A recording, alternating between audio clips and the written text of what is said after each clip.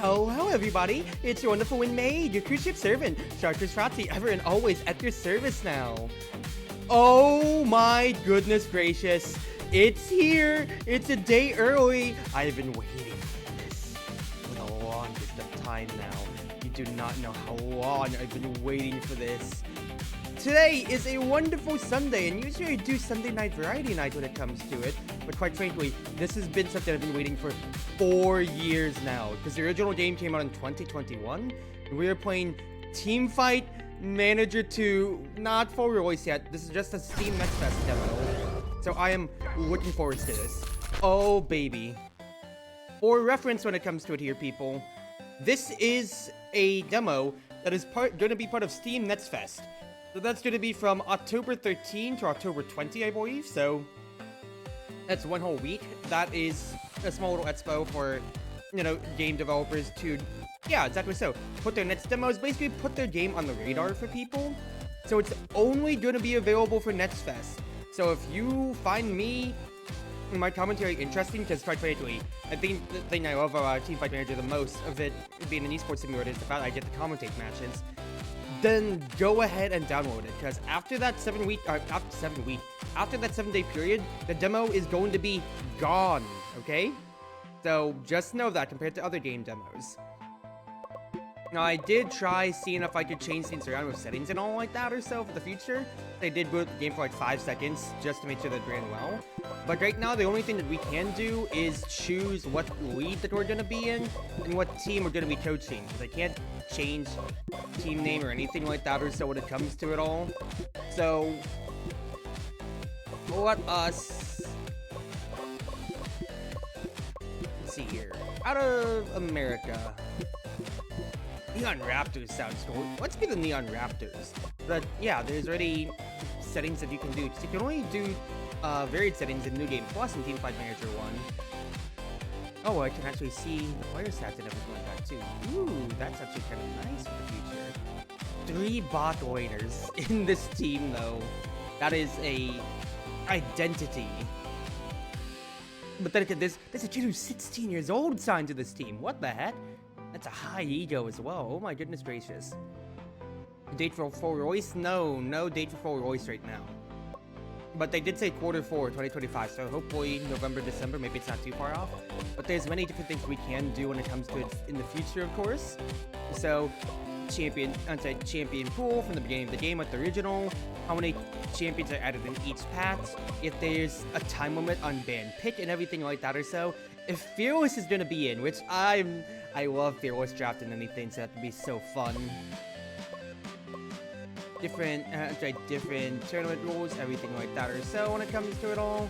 And, well, yeah, there is a lot to figure when it comes to it then. But for now, let's go ahead and start this up and see how it's looking.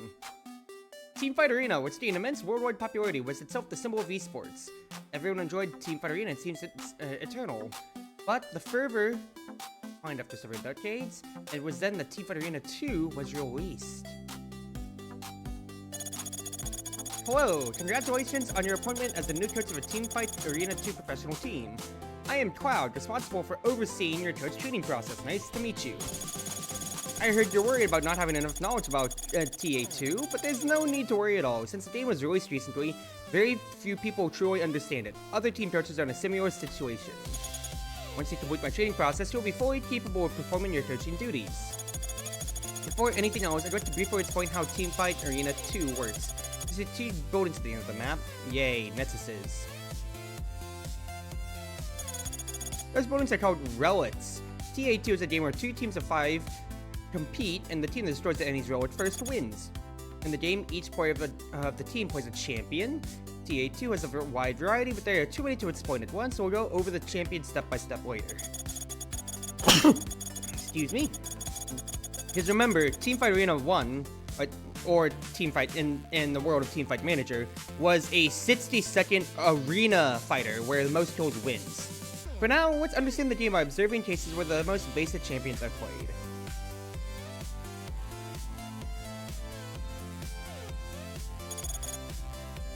2 additional points have been added to each team, and it'll be the bot lane.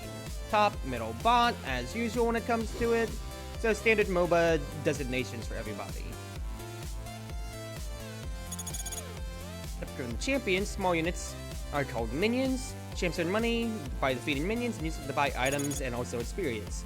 Each one has one tower. In the early phase, each player aims to defeat as many minions as possible, harass, and destroy the tower, of course. Waiting. So that's Swordsman Fighter bot lane versus what was that? Archer Ice Mage?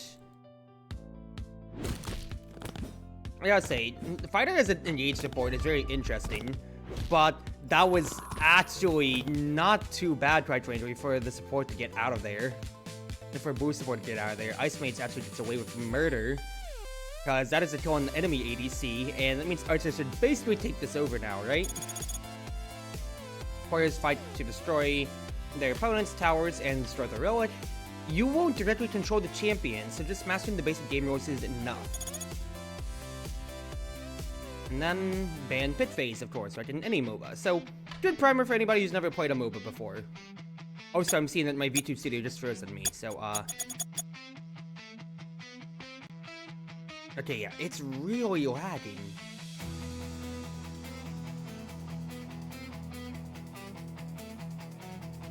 YouTube studio, why are you lagging so much? Oh, wait, it got smooth for a second there.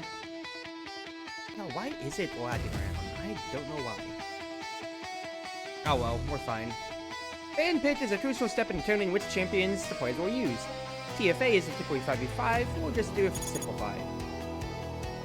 So simply so, my ban and pick phase. And these are everybody that I can use when it comes to it.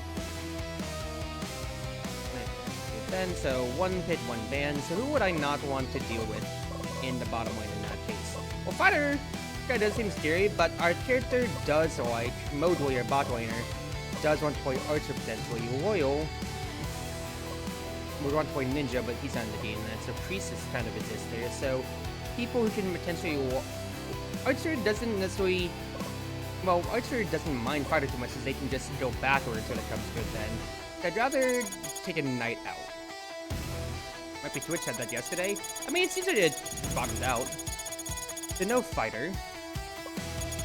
So Archer, they would take wherever they want. They're going, it says Soldier, and it did say that the translation is AI currently, but they're going to update it. I've seen how it's like, Shrine Maiden is Pythonness, which I did see on the Steam page, they're like Sniper Soldier.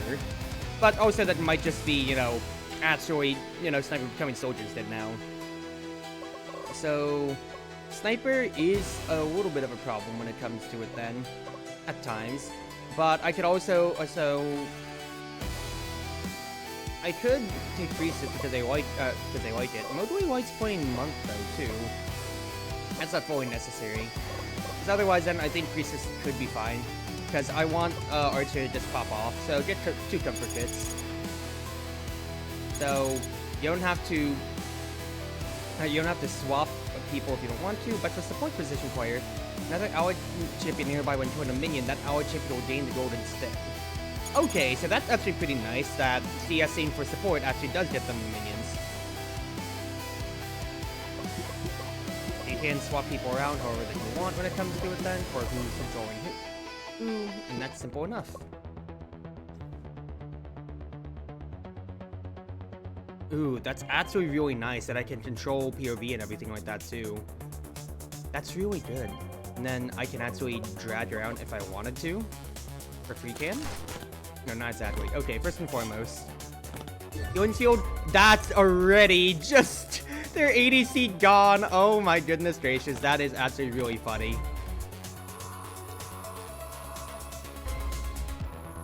Also, Priestess can attack, it looks like.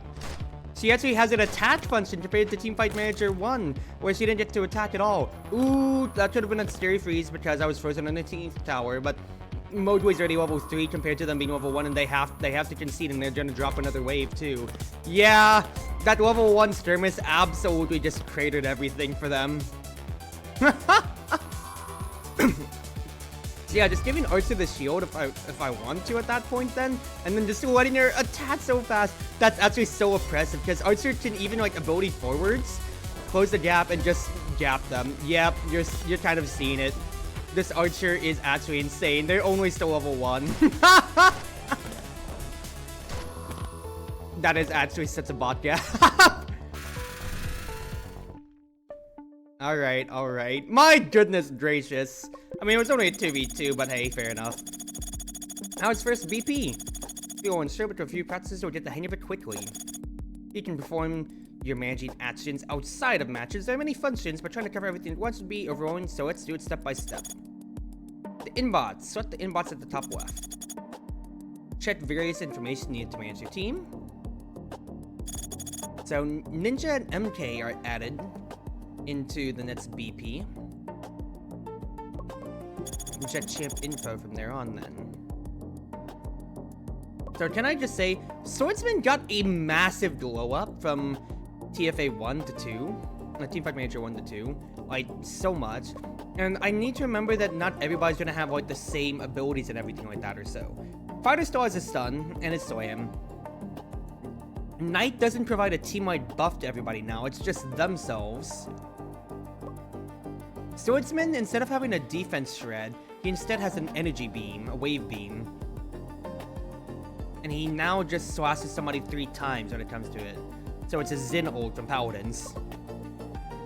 Archer fires 1 arrow back. Oh, no, Archer's ultimate, rather, is a softer one when it comes to it, to where that it's their usual kickback that stuns, whereas the regular attack is a one's forwards. Oh, okay. Sniper gets more attack range over levels. Interesting, so they're Tristana. Fire 3 bolts at once, same as before. It's a healing field, and the healing field used to be Priestess ultimate in the first game, but that's just how it is now, and then the shield itself was her ability, now it's her ult. Shrine Maiden's still the same when it comes to it. It says that she now has a on-demand heal instead of the Torii Gate. Monk has the usual Palm Strike to stun people instead of his big shield. That's interesting. Pyromancer has a bigger AoE when it comes to the fire field lasting. The fireball for magic damage. Still have your shield, still have your freezing field. Fire a shadow orb to dash at a hit enemy. So Ninja is Lee Sin now. Instead of having the infinite range teleport, he is Lee Sin coded. Dash towards the target roll and target roll and attack 3 times in succession. So I remember I was seeing like in the main lobby stream of watching Ninja attack, he was so sauced up during that, dude. Ninja already was so good and he's just even cooler. Explode mana on a narrow line. Create a mana cord that pulls people. So still same ultimate, but Magic Wave is now a line when it comes to it. Copy that. Otherwise, seems like the usual is back. Tactics, coach staff is new. Training is there, and training and streaming are their own tabs. Recruitment is, however, solo rank is really interesting. I'm also curious about things like the manager traits we're seeing here, but that will come for the future. So same as, who would I not want to deal with necessarily in that case then? Or rather, okay, the thumbs down has told me what our people don't want to fit. I also wish I could see what... Okay, wait, no, I can see what the others are like in that case then. Loyal... What if we go Archer Ninja and just try to absolutely, like, blow somebody up? We're going... It's the Pike bottom lane, dude. Again, I'll ban the Knight out. No MK. Still want to get Archer no matter what, though.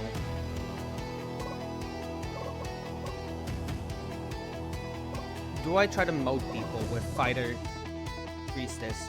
No, it's no Ninja, because Ninja's always sauced up. Sniper again. What about tactic settings? You can set a tactic based on your team's comp and the game's direction. Actively engage or focus on growth? If I said one person one way, okay, no, it does set things up. You can set up everybody's stuff otherwise then, interesting. In team fights, stand at the forefront and initiate and focus on tanking. Formation, focus on fighting safely, and focus on targeting vulnerable enemies. Yeah, no, absolutely. I would do both of those then. Alright. Let me take a sip of my sweet tea. Because I have sweet tea and water, and I know I'm going to be commentating a lot when it comes to it. Oh, this full screen view is actually so nice, too. Hello? First and foremost, Potion going away. It's going to be the support that's going to take the most damage. Xiaohu already has to retreat back, and Modui is playing at the bush, trying to see what he can do. Xiaohu, again, has to go back, and he's actually going to have recall because of all the damage that he's taken on that poach when it comes to it now. Modui gets to just poach for free during all of that, and Dorian dies immediately on that note. It's already a level 3 to level 1 gap, and Royal is just kind of holding the wave when it comes to it then. He's getting some of the farm for himself so he can at least participate in fights, but he's looking for that level 3, that way he can also fight around.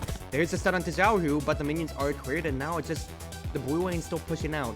Modui and Royal are just waiting around, and Dorian and Xiaohu are playing in the bush, smartly so. But they still have to give up space, as that is a total of a 3-level deficit. Make that a 4-level deficit.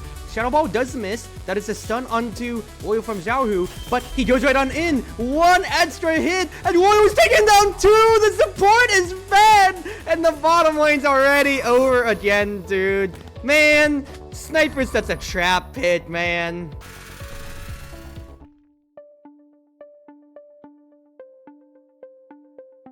Royal really saw Modui get the 1v1 and said, hold on, I got this. 2v1. Check the roster, see the team comp, and the detailed stats of each player, review them, click in the bottom right to proceed. So we can see things. Communication level, we can even see what they would like, or their position, because they can swap position. Very interesting. Berserker and Executioner. Berserker enters raids, increasing attack speed and lifesteal. Swaying the ground to launch enemies airborne. Interesting. Look. Starts an enemy to deal damage and bleed. And bleed is a vulnerable proc. Okay, interesting.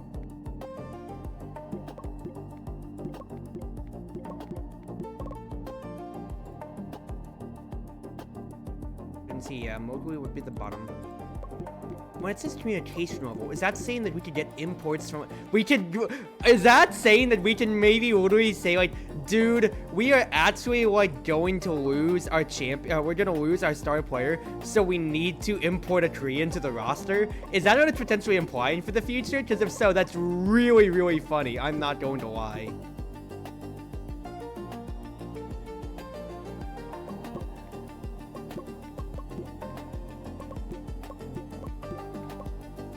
So let's see here. There was 3 bot laners, right? Biwu? They're playing front lines when it comes to it then.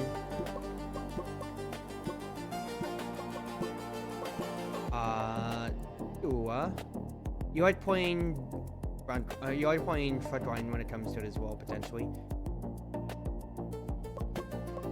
And then Mowgli is your traditional back line when it comes to it then, potentially. 6 years old. And then Royal is our only support when it comes to it then. I say so. There also had stitch points that you'll start the match. Yeah. There you go then. I could make somebody that is really bad at support, but that's totally fine. That's totally fine then.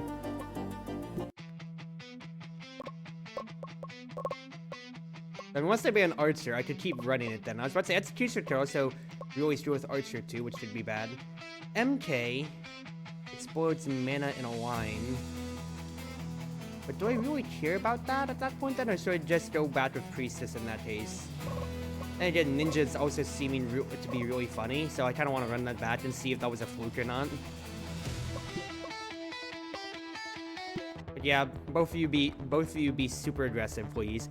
I'd like to see more of this bot lane dominance, absolutely so.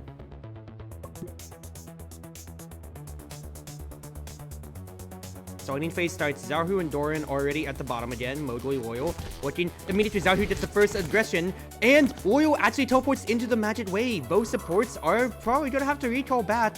Loyal decides to recall back first. All the minion XP is gonna go to Mowgli in that case, and he's already reached level 2 above the others, whereas it's only level 1, and Xiaohu has opted not to back yet.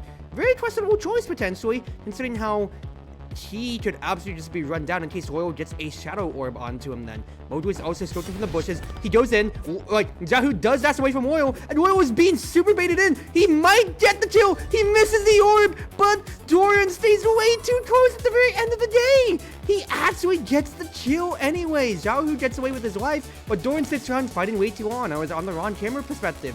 And because of that, Royal was able to get the free kill 1v2 underneath tower, but Mojo is a little bit too far ahead for his own good. Ultimate's backwards, but now it does speed the kill over. Shadow Orb misses, and that's another stun. That's another kill. The bot lane is absolutely turned now. Doran and Yahoo are actually one level ahead now. And that's an 800 gold gap. Absolute misplay and throw. You can see MK, it puts Magic Wave down. The wave has been cleared, and now she's just casually running away. Xiaohu kicks away after getting his wet damage on the tower. Royals trying to go in, misses Shadow Orb when it comes to it now, so he's not going to get anything out of it, but they're only one level down. Doran does have the most when it comes to it. Xiaohu does get another level now, but Mojo doesn't want to push past the bush. Laning phase goes in, Xiaohu goes in, gets a nice double hit when it comes to it, but that's way too deep. Doran isn't there to support it, and Royal wants to go in. He gets one, he gets two hits, he gets the kill, and he gets out with his life. Not only does he reach level 6, but Mojo gets a Southie experience. Now it is 2 level 6s versus 2 level 5s, and they are still down for another 20 seconds altogether. Royals were just running it up mid lane, unironically now, and they might actually get the base off of this. Xiaohu is back, he has to kick in, but they do have a small wave. Shadow Orb misses, but they are just hitting the Nexus at this point now. Royal goes in, but Mojo can just hit the Nexus and it destroys! Relic, not Nexus. Take a look at the rankings tab. Check information about participating teams and their standings. And yeah, I could see how everybody else is doing. Proceed with the 3v3. I mean, I want to do my straight 5v5 soon enough, but we're fine. So we're seeing here, out of a league of 10, you have to make top 6 at the very least to make winners bracket, or to make the playoffs. Top 4 for winners bracket, bottom 2 for, I'd say 5-6 for losers, or otherwise you don't even make it. Lancer and Ogre.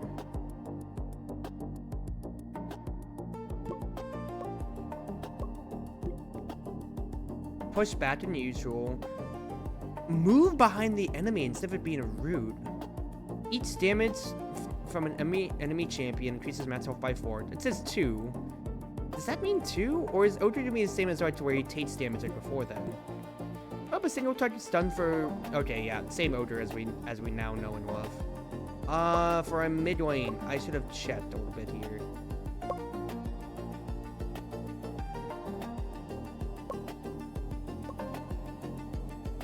Let's put Godlike on there. His stats are infinitely better, and also, what the heck happened? Huh? Why did my GaleForce towers just pop off in my model? What the heck? VTube Studio? You good? Where do we start VTube Studios to do this real quick? Alright, 2 bans when it comes to it here. What would I not want to deal with in this case then? I think Lancer could absolutely grief me when it comes to it on that side. I think Executioner out. Got chopping, maybe something reconnected. I mean, it just stopped altogether. Take Archer for mid lane as always. Berserker from mid lane. And Swordsman for bottom. If it's Swordsman bottom lane, I think I might just go Priestess to take the bottom. And then for the last one, if it's Berserker who wants to lifesteal and everything like that or so. Wouldn't it technically be really good, yeah, to take Sniper? Because if you take Sniper for Godlike, they really like it, and you really just outrange, and it's Pyromancer. Oh wait, no, because I was getting walked into thinking it was just gonna be, you know, say Berserker mid, because it's just a mid laner that took it. But yeah, my VTube Studio's stopping on me here. Let me refresh it on my app. If it's getting weird, then that's just how it rates, and I'll just have to fix things around then another day. But it is being a little bit... Oh, okay, hold on. Because, The only other thing right now is that Tech doesn't want to connect now too, so let me check my Wi-Fi. No, still not on the Wi-Fi. Disconnect.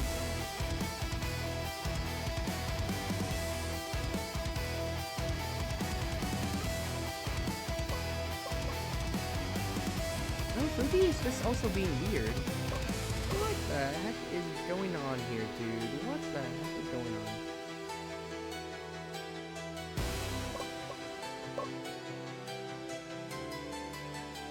If it's being mean to me like this or so, then that's just going to be an adjustment I'm going to have to take care of then in that case.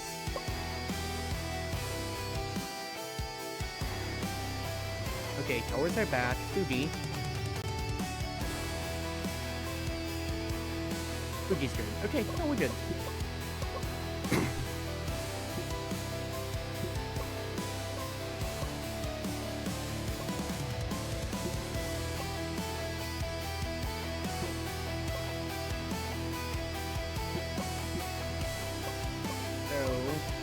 Interesting then, if we have, I was about to say, if we start getting aggressive in that case then we can see if we can have our bot laner at either pressure or, yeah, loyal, or for other lane intervention means that he can roam out and try to help out the others then in that case. Let's be an aggressive team. Early game tactics, mid dive, bot dive.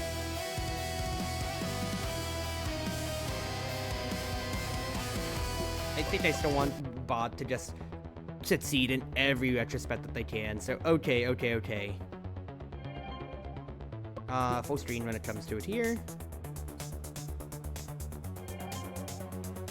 So first and foremost, Godlike's already being pushed to the tower when it comes to it. Mid lane is going to be a little bit of a gap when it comes to it, and you can also see as well that the Berserker Pit is made to put a lot more pressure, but Asteroid already is actually looking for a dive ASAP when it comes to it. However, it's not enough. The Priestess Healing is way too much, and Cacao already falls. Meanwhile, Godlike gets to push to the tower and already has a level lead, but Rudu immediately roams out, and the sniper is naked. They have no minions. They are dead in the water now. And with the minion wave already also pushed, only bouncing back to the middle of the lane, this is a very volatile experience. However, Rudu is already low HP and Asteroid's already roamed out. Loyal does not get hit by... No! He's standing inside the damaging field, but he does survive thanks to his own. And the gains just keep going back and forth, dude. Godlike's actually just gonna have to farm underneath tower. And with their minion wave pushed in, blue team's actually got to sit back. Neon Raptors is staying there. Cacao is still level 1, but he is shadowing to make sure Asteroid can get a safe push in. It's going to be some free tower damage by the minions, but there's so much unknown pressure because bottom lane is not showing at all. Now, Rudu is finally doing something here, but Royal is also roaming out. He immediately senses that there's danger, and Cacao does bait up the shields. Asteroid actually diving onto Loyal, but Loyal gets to survive. Meanwhile, Modway and Rudu have been bouncing back and forth, but no kills have really gone out with them so far. Everybody's grouping mid, and they're really trying to push Godlike out of the way now. You can see bottom lane has absolutely just been pushed all out, and the tower is gone. So really, it's gonna fall onto if Cacao can hold things over. That's gonna be a 2v1 kill. Rudu does get out of there, but Cacao has to go back. That's gonna mean that's gonna be a minion wave crashing onto a tower, but everyone's gonna be trying to defend the relic instead, because Asteroid has such an advantage over Godlike. 2-level advantage, minion wave here. Modway and Loyal have to bail out their mid laner because everything's kind of gone to shit, quite frankly, here. The tower has not been taken down. The outer tower has not been taken in bot lane, and Cacao and Rudu can actually just use that entire advantage to keep pushing it out then, because the entire team has to stay inside of the lane thanks to Asteroid's advantage, and quite frankly, the sniper pit seems to have been a bit of a troll. Mowgli staying back, opting to safely farm instead with the minion waves pushed in, but is it going to be too little too late? The relic's already at 1/3 HP, Rudu is threatening, but there is a huge advantage in status. However, Godlike is already gone. Loyal is gone as well. That is a tower dive, and Rudu gets another double kill for the enemy relic. Yeah, sniper is not it, dude. Let's check the individual schedule. What is the upcoming schedule in the schedule tab? Yes, please. That is a huge transfer window, dude. Transfer window for 1.5 months before... Oh, that's so cool getting to see everything across regions, man. That is actually so cool. Dual Blader added to the game. enemy chart. So charge without a prerequisite stun compared to Teamfight Manager 1. Slash with dual swords. Damage is increased if they are mobile, so okay, you want to find stuns with them then.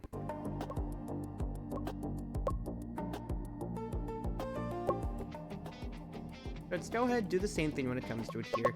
Let's try other things in this case. What did kind of hurt there when it comes to it? Well, Swordsman kind of got to be free. Let's take that out of the way. Who else do I not want to deal with? I kind of want to try, what's his face? I kind of want to try Dual Blader, but if they have two people to play Dual Blader, then we're not going to do that then. Alright, I keep picking Archer, but honestly, maybe I should stop doing that. Let's pick Ninja just to be funny. Fighter, Archer themselves. So what could deal with that potentially then? A Monkey necessarily wouldn't be bad. I'm thinking that could be the bot lane in that case then, which could be a little bit scary considering they have a lot of good mobility. So Ice Mage would be really good to potentially lock them down. Since that, or it could even take Knight too. Taunt somebody and let the Ninja run onto them when it comes to it then. They could absolutely have my own dive on dive in that case.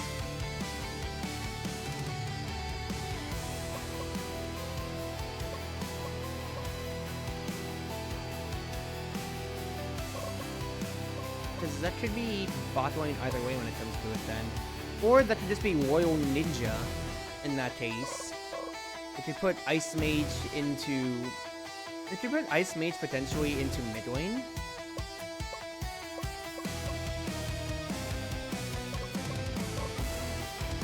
I did Monk, actually. Yeah, I could actually have him just bounce everything and then Sniper.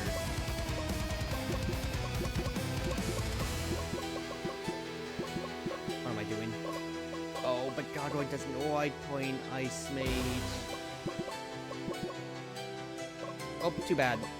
You are gonna play passive in that case, my friend. You are playing passive. But the bot lane is playing aggressive. Let's do this thing. It's ninja support then, baby! Ninja support!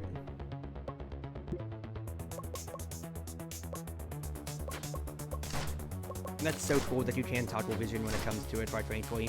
I love that command as well. So immediately, mid lane has a little bit of poke when it comes to it. Godroid staying safe, and also thanks to the range advantage, it's like bot is going to be a little bit more volatile with the fact that it'll always be pushing into them. Now Royal immediately does die, going in first. Modely can keep healing himself up, keeping himself safe, so it's just going to come down to how much poke that he gets back onto aiming.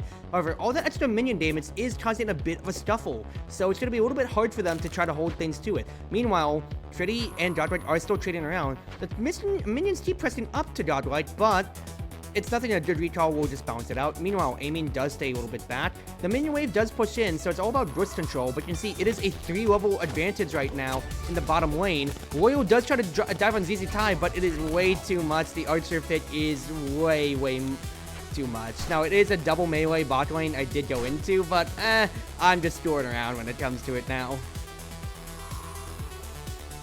Tai is going to go back. He's going to complete his cursed dagger, and now it's all about aiming, just wanting to see how much he wants to roam around. Mid lane has just been pretty nice and quiet right now, but Freddy has been CSing better than Godlike, and he's a whole full level ahead. Not to mention now, he's looking to gain bot lane as well. This is very scary when it comes to it then. What's that Royal? Royal was pushed out for half his HP. It's not going to be able to do much. Modely tries to get a heal in for Royal, but he's just left to Rod. That is very disconcerting for Neon Raptor's chances as Godway tries to push up to the tower. Aiming roams out, and that should just be a 1-2-3. That's just a dead mid lane when it comes to it at the end of the day here. Bot lane tower is getting pushed in by Zizatai. Royal finally does go in against him, but that Archer just deals so much damage. It is scary. That is scary. I should just be going with boring pits, but instead of just going with people's preferred pits now. But then again, that is a Archer support that's kind of blasting off. And Sniper's actually going to do something this time around too. Then again, you know, I'm falling back on my Teamfight 1 knowledge, and also too, like, thinking, let's see what we can or cannot disrespect. But then again, Fighters Swordsman's always been contentious. Fighter, on the other hand, has not. Fighter has always been good in Teamfight 1. That is a full bot die when it comes to it. Mojo is able to keep himself alive. Does he bait Amy into a fight? Well, he kind of does with Royal, but Royal is 3 levels down, and he's not going to be able to do anything. He blinks into Freddy and just dies on his own. Godlike trying to push out mid lane, but quite frankly, that's a 3-man roam, and Godlike's used all of his abilities on wave terrain when it comes to it now. Does Freddy eco challenge? No, it does not, as the bot lane does rotate and get out of there. You can see right now, ZZTai is just taking all the farm, and it is 6 levels combined versus level 6 ZZTai. They decide to go in 2v1 on him. Loyal finally does get the kill. He goes up twice off of that, and Mo was able to heal up, take the peel off aiming now. Oh, it's all about if aiming can outplay mechanically. He does get 1, 2, 3 slashes in. Loyal blinks back in, but he doesn't die. Aiming doesn't die, and now it's just a standoff here. Mowgli presses his abilities onto the minion wave, decides not to take the eco challenge, and instead, it's all about if Freddy wants to push anything more onto the relic. They are tied level 7 apiece when it comes to. Godroid gets the freeze on the Freddy. Does Loyal go in with the Shadow Ball? He only hits a minion with it, but the relic is dying. No support on this otherwise now. They have to look for a good engage, because with no towers up, this is absolutely a game that needs to turn on its head. Aiming's threatening right now. Shadow Ball goes in. Loyal goes in. 1, 2, 3 hits, but he dies way too fast. Mowgli can only do nothing else but wait as the relic goes down, and that's gonna be another loss. Cries. Yeah, no, the supports absolutely are going off with the damage pits, but that's two melee versus a ranged.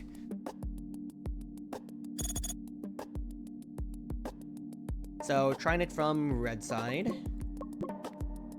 Cavalry! I've been so curious about Cavalry, dude, because I've been seeing him in the stuff, in everything here, and I really want to play him, quite frankly.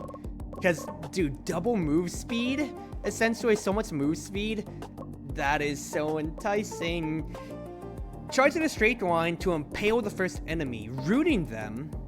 Dude, Cavalry Dual Blader seems really freaking great potentially. Increase move speed by 20% for 4 seconds. Enhance weapon to a flame lance, adding burn damage on attacks. Ooh. That seems really fun. No sniper. At this point, then I think it has to be you're taking the archer, so... But we're red side. So I have to ban the archer. They banned the fighter smugly in that case then, so I think what I'd like to do otherwise is probably ban... I've been enjoying Loyal's Ninja, but I really shouldn't be thinking about... Well... I could, but it's going to be more of a skirmish game, I think. They take the cavalry themselves. No, cries. Well, if they're doing something like that, what I could do, let's try something like Shrine Maiden and Ogre. I really want to try Ogre. Executioner and Lancer.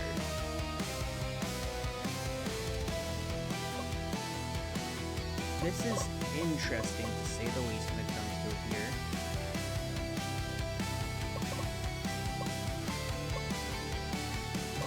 Because the Lancer wants to push people around. It's all about moving when it comes to it here. I'm thinking because of this here, I could go MK potentially.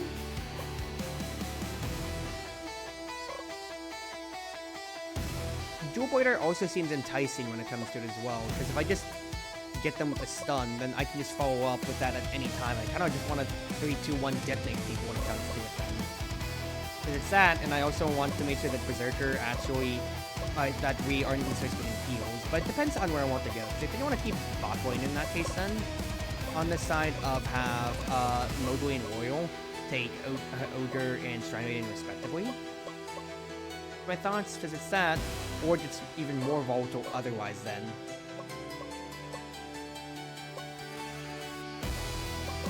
Executioner will pull somebody into them when it comes to it.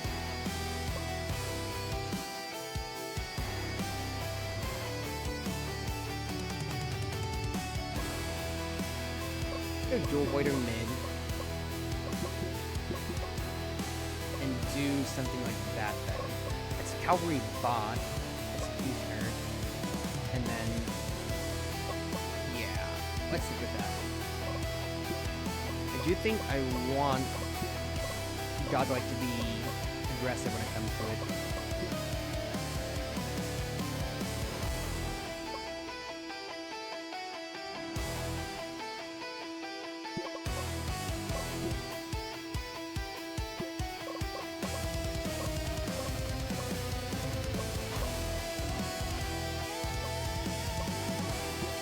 but I just want us to scale potentially. I want Mid to be aggressive, but I want everybody else to scale. So let's keep this going. Let's keep this going here.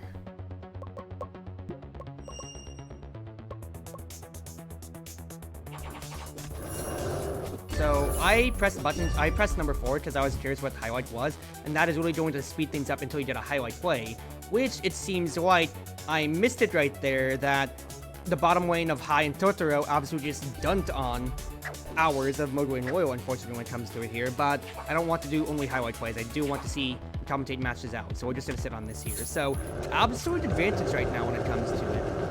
That is really funny to hear the Ogre roar, so it is every time they take damage that they will scale up in the HP and everything like that and all. That is immediately dive onto Loyal. That is so much damage onto Loyal. That is a 3-level lead over on the bot lane, and Cavalry does so much, dude.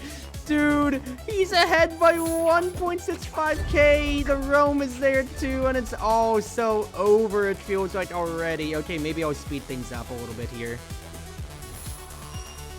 Because, yeah, that's a level 1 bot lane, dude, versus level 4 and 5. That is actually so drowning that it's actually embarrassing. Also, I don't like how it swaps, because I thought it was going to stay on, like, F1, 2, 3, and whatever stuff like that for your team. Or, like, for blue side, and then, like, you know, it sits through 10 on red side for switching camera controls. But it flips depending on if it's your team on red or blue, which that is very disorienting, I've got to say. Like, that is so grief, unironically. And I am speeding things up right now because it seems like that this is kind of destructive. Cavalry seems insane. Cavalry seemed really insane on all of the early stuff and all of the early previews, and I really want to rot them. But they had blue side and they bit them first, and I'm not having a good time.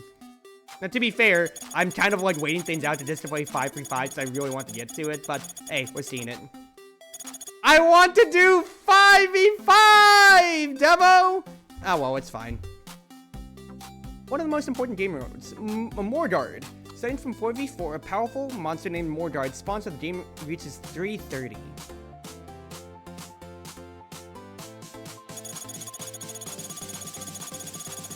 The monster is not easy to defeat, but successfully defeating it grants a powerful boost to the team that kills it. All chance of the team to defeat Mordard would receive a permanent stat bonus, and their minions become significantly stronger for a certain duration. My game also might have frozen on me for a second here. Uh-oh.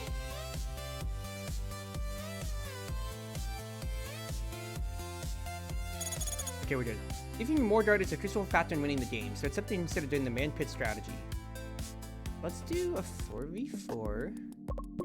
What is new? Gunner. Attacks enemies while moving. Same as before. Sit sports in a straight line. Interesting. Well, out of our roster when it comes to it, then we have 2 top laners.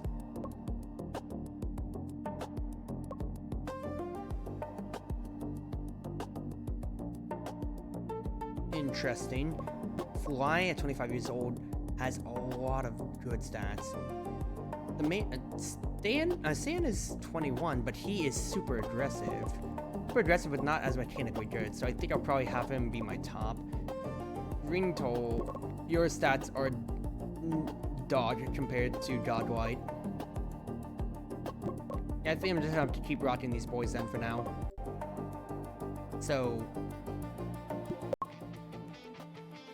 who would I want to ban? Let's take Fighter out. No, my Cavalry! I want to play Cavalry so bad, dude! I really want to play Cavalry. Okay, take Executioner out. Let's pick Archer first, so let's actually try to win some matches now. There's Sniper Pit. Well, that easily goes to Priestess then. Swordsman. Swordsman Pit. I kind of want... What does Fly like? They like the heavy armor guy who's not in the game yet when it comes to it. Okay, so I have my bot lane when it comes to, so I need a mid and a top. If I'm thinking about it here. Pyromancer wouldn't be bad at all when it comes to it. We can zone them out. So they'll take Pyromancer. and then probably ego them up top with Dual Blader. Why doesn't White play no answer when it comes to it, so that's totally fine. Since that, I take Ninja actually, and just, oh no, I already have Priestess then.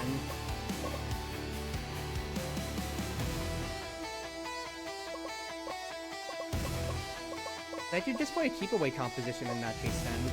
Destroy them from range? From range in that case.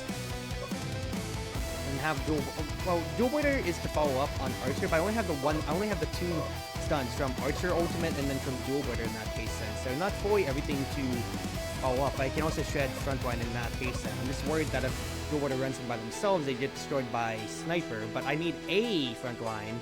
Unless we go full backline again, but that seems a little bit troll when it comes to it then. I might just give it up to Lancer, but why play Lancer? It might just be Knight then.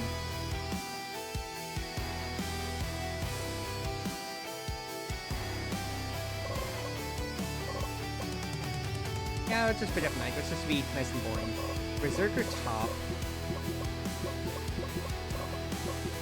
I also keep swapping around people and then Hyperswift in bottom. Lancer mid. Copy that. Hello Crimson, I hope you're doing well now. Hope you're doing well. So let's think about this here. Fly, you are our front line when it comes to fights here. We're doing tactics. I think I want bottom dive to be absolutely the priority. Is that or mid? No, bottom dive to help support the bot lane there. Top split push. In mid to late game, the top player moves separately from allies to defensively push a lane. Interesting. So you can put split push if you want to in that case. Well, I don't think I want split pushing here necessarily.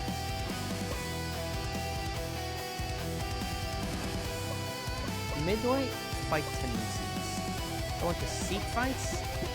I don't mind engaging. I don't mind them engaging into us rather. So I think I'd rather have that. Midline, you are our. I think I'd take you as the assassin in that case and try to honestly help out, to try to punish somebody then. And let's go ahead and do that. Alrighty. And honestly, if the patch notes come out and Ninja gets buffed immediately, I'm going to cry. Actually, it would be so hilarious. He does get buffed. So immediately, Godlight gets to push out naturally the lane thanks to having their fireballs, and Freddy just has to farm underneath the tower. Fly and Alone are going to keep trading blows, but it's just going to be absolutely just Fly surviving the laning phase as much as possible. However, that is a very early roam out as Fly does actually gank out. The fireball hilariously misses despite the taunt, and Godlight is trying to do all that he can to help support the top. When it comes to it here, bot lane is kind of being neutral, and at the very end of the day here, Freddy does have to retreat from the mid lane. Fly keeps trading around with Alone, however, the lifesteal might be back soon enough. The taunt, he's trying to drag him into the tower, but it's not enough. Meanwhile, Modway at the bottom lane is absolutely getting the HP advantage on aiming. Thanks to the Priestess healing, they aren't able to get any serious advantage, and even with the Flame Wave hitting, Zizatai can't do too much. Godlight's actually going out for bot. This is going to be a tower dive potentially. They could clear out the minion wave immediately. No, he does not. He just gets one minion and has to concede back to try to clear out the wave. However, Fly is here. They're looking to push out Freddy. Freddy does swipe Godlike back, but he's going back in, maybe thinking he can pick up low since he's only level 1. It's actually not going to pan out to be anything as the waves keep pushing out. Alone actually gets taunted inside the minion waves, so this is a very bad trade for him up until he gets the lifesteal up. He finally does, but again, not a good trade fighting into the minions. However, he does get pushed into the tower, and a great taunt from Fly gets first blood as he's able to push the Berserker into tower range, and he dies immediately. What an amazing kill! Holy crap! Fly does buff his HP a little bit here as Godlike continues looking to push aiming out. He wants to keep this bottom lane immediately out of the way, and he's watching those recalls, trying to see if anything can happen. But he's too big for his own britches. He dies roaming. So Freddy not only gets a free wave at the bottom, but he gets to keep pushing things out. Zizatai gets emboldened by that kill. He's able to kill Loyal, but it's a trade 1-for-1 as Modway gets a kill back. So level 4 for Modway, level 4 for Zizatai. Meanwhile, Fly gets dodged by 2. Freddy goes in for a huge tower play. However, the shield and the increased HP for Fly's ultimate keeps it alive, and Freddy somehow does not die to tower shots either. Fly is playing out of his mind right now for one of the bigger gold leads in the game at 300. Meanwhile, Moodley continues to push, aiming out of the way. It is 2 levels down in the bottom lane. As you can see, Moodley keeps looking, he keeps threatening. It is a very scary situation. Right now in the mid lane, Oil is hovering over Godlike, trying to make sure that nothing happens to him untoward as they keep pushing out mid lane. You see, Freddy is kind of struggling. Alone and Fly keep trading blows, and even with the Berserker mode, Fly baits him into tower again. That's only 1 tower shot. That might be 2. Alone just instead tries to push for a tower point, and he dies again. Top die. Loyal does die at the very end, and aiming gets a double kill, roaming out to mid lane as Moodley and ZZTie just battle back and forth at the bottom lane. This is a very volatile game. At the moment, the gold is slightly in favor overall, as even with because of all the roaming, Freddy's been able to silently just keep things up. And you can see here they are pushing. They're pushing past the tower. You can take the relic past the tower? Oh, that should not be intentional. Hello? Because they literally just said, screw the tower. Game. They didn't even take any towers and they just ran past and took the relic? That should not be allowed. What is that? What is that? Hello, Zuri. I hope you're doing well. Just don't get the wrong idea about this, though, okay? It's only because you redeemed that and you're visiting me again, okay? Look, quite frankly, I'm just happy that you're here to experience the joys of Teamfight Manager 2 with me here, and also listening to me commentate and crash out live on stream. Quite frankly, I wouldn't be doing anything else if not only for my own satisfaction, not for yours, okay? Alright. Pole Warrior. I've also been curious about Pole Warrior, because you've seemed so interesting watching you play. Jump at a short distance and strike down with the pole to deal double your attack, damn it. 100 plus, I thought it was 100% plus 100%. 100 plus all of your attack damage. So yeah, 200 damage. Essentially at base. Move a short distance, stand on the pole to become untargetable, then swing to deal that damage to everybody within range. I mean, you've been the Wukong at speed, absolutely so, but you seemed really fun too, so I really kind of want to try you out. So still no jungle for this net start. So take Fighter out. No Executioner, that's perfectly fine by me. I don't want to deal with Scene Sniper anymore. Cavalry, baby! I can finally take Cavalry. They took Pole Warrior. No. I wanted Pole Warrior so badly. I wanted to take them so badly. Okay, let's take Archer. That seems like to be our safe pick when it comes to it right now. Berserker, Pole Warrior, Swordsman. That is a lot of potential dive, I feel. So Lancer wouldn't be bad to get to just say a get off me button, and I think I will take that then. I'm thinking Dual Waiter potentially too, because I want to follow up, because we have 2 ways to make people immobile at the moment. 3, actually 3 if I pick Dual Waiter, because I really want to try the Dual Waiter experiment. So, Moodley gets his Archer when it comes to it here. I want to put Royal in the bottom lane, to have him roam out potentially. Berserker, Swordsman, very interesting. I mean, it's that, or actually, I give Loyal what's his face, the Dual Blader, and have them try to bot that way. I also think being able to just go back and forth, just having a support that roams constantly would be really fun. And Cavalry absolutely could enable that, so I think I'd do that. So, I think for Moodley, I want you to be aggressive, absolutely so. I need you to be the backline though, or I need Royal to be an initiator when it comes to it. Godlike, I want you to passively farm in lane when it comes to it here, and see if you can do, like, see if you can get wonders off of that. And Royal, I want you to be aggressive. Otherwise, if it comes to it, then Royal can split push top because he can easily get an advantage over us. And if we get top going, that means that when a Mordard comes on, then we can have turret priority. So let's go with that as our strategy. Alright. Sip of my sweet tea. Let's keep this going here. So, we can see here. We need Swain for free CS when it comes to it here. You're gonna see how well the two lanes poke with each other here.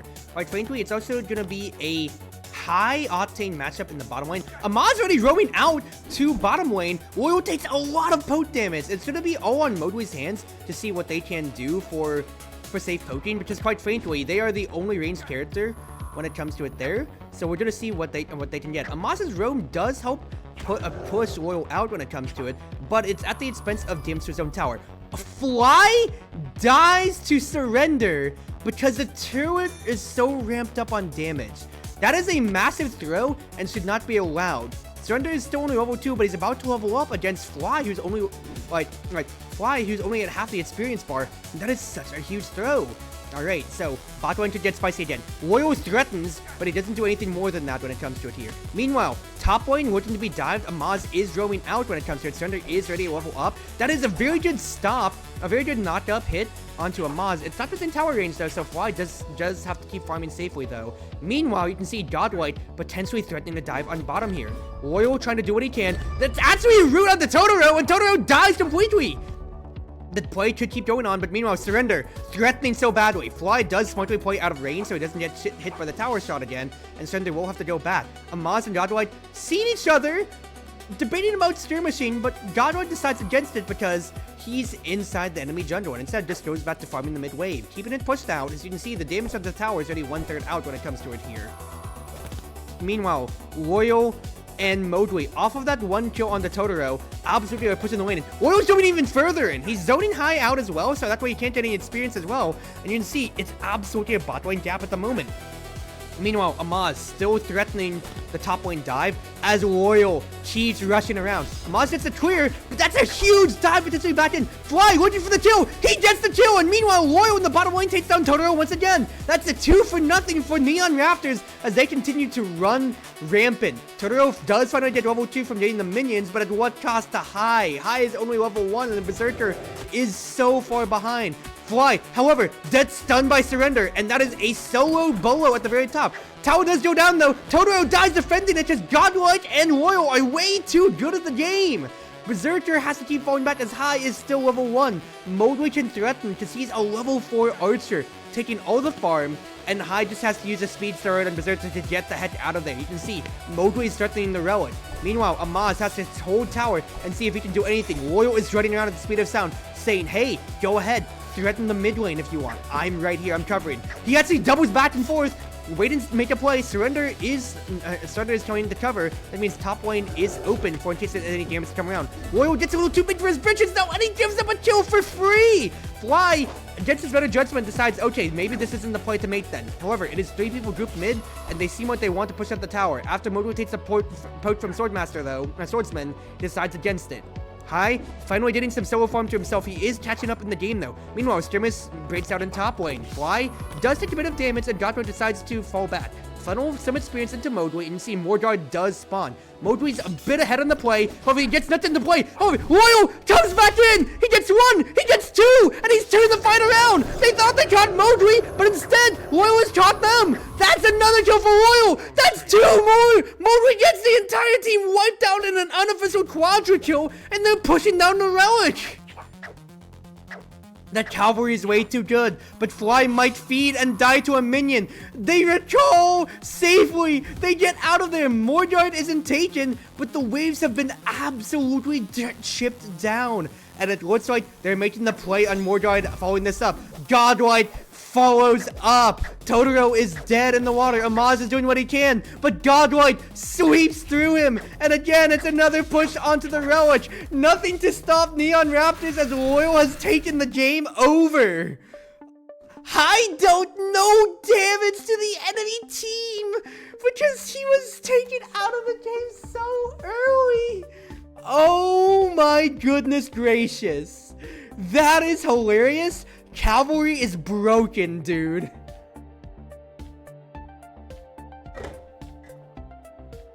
Oh my goodness gracious. I thought Teamfight Managers, Teamfight Arena was hard to commentate, but my goodness gracious, is this already a lot?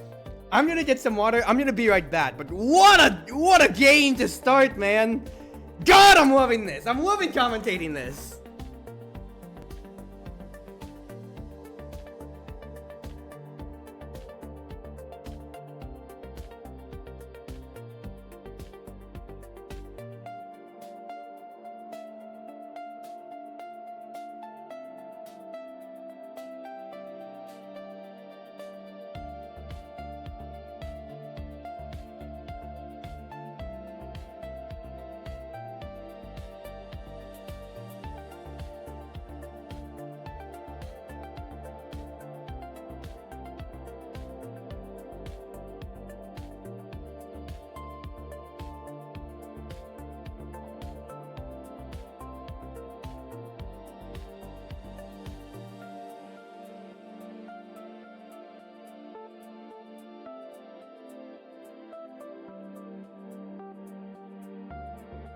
Alright, I'm back after that game right there. What's sort about the training process for your team? Training operates by assigning specific programs for each player during their personal training time. You can set a basic training program for the entire team and separately customize training plans for individual players. Team training plans. Mechanics, game understanding, mental, tactical, fan signing, streaming, positioning, language training. I love how this is including language training. So again, getting a Korean import would actually be really cool to consider. Janshi, Cold Corpse, as it's called, but it is a Janshi when it comes to. Summon a small Janshi that charges and attacks 3 times before vanishing. Slam an enemy to stun and restore HP. So same stun hit as before, but now they have a ranged poke. That's very interesting.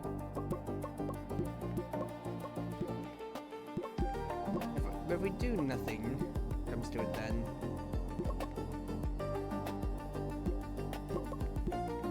Like if I balance things out when it comes to. That's saying I will improve those stats within the year and everything like that or so. Positioning training seems interesting. If I push this up, it's probably meaning like people will get better at their own specific role then.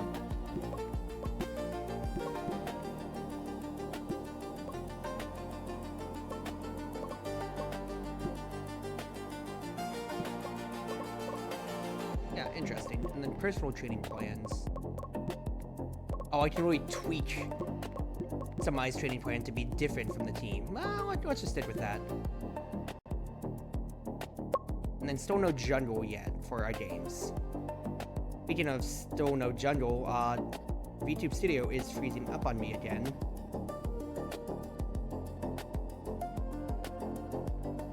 How is encoding overloaded on this game? This game isn't that intensive now, is it? Okay, well, to avoid any... Oh, wait, no, we're good.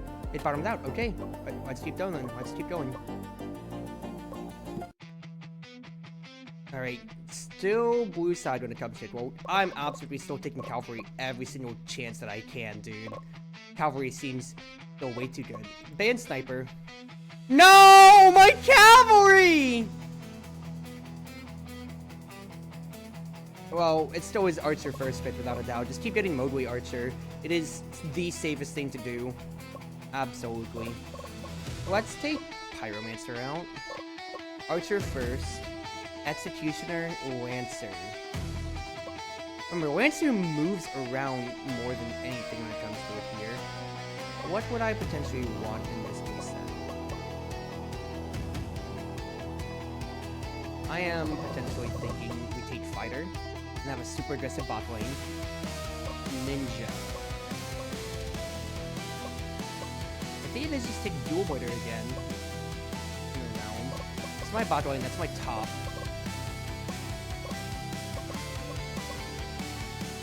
I think Pole Warrior wouldn't necessarily be a problem when it comes to it here. That, or also even Ogre too.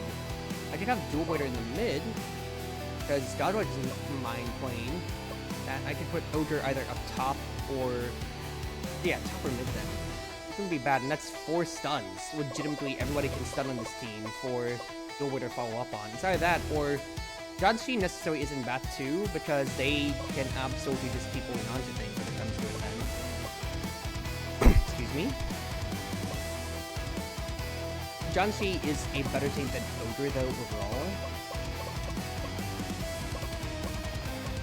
Also, Pole Warrior seems really fun too. And we didn't get the, like, once again, new character. I want to try out new characters, so let's just go Pole Warrior. They take Berserker.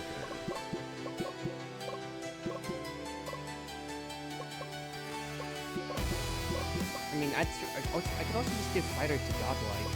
And that's what, yeah, because that's a little bit more movement speed when it comes to it then. And you can absolutely just keep batting back and forth. Yeah, you could do that. Let's try that then. Let's try that. So, I think same as potentially when it comes to it here. I want you to be the initiator though. Yeah, you two are the initiators when it comes to it then.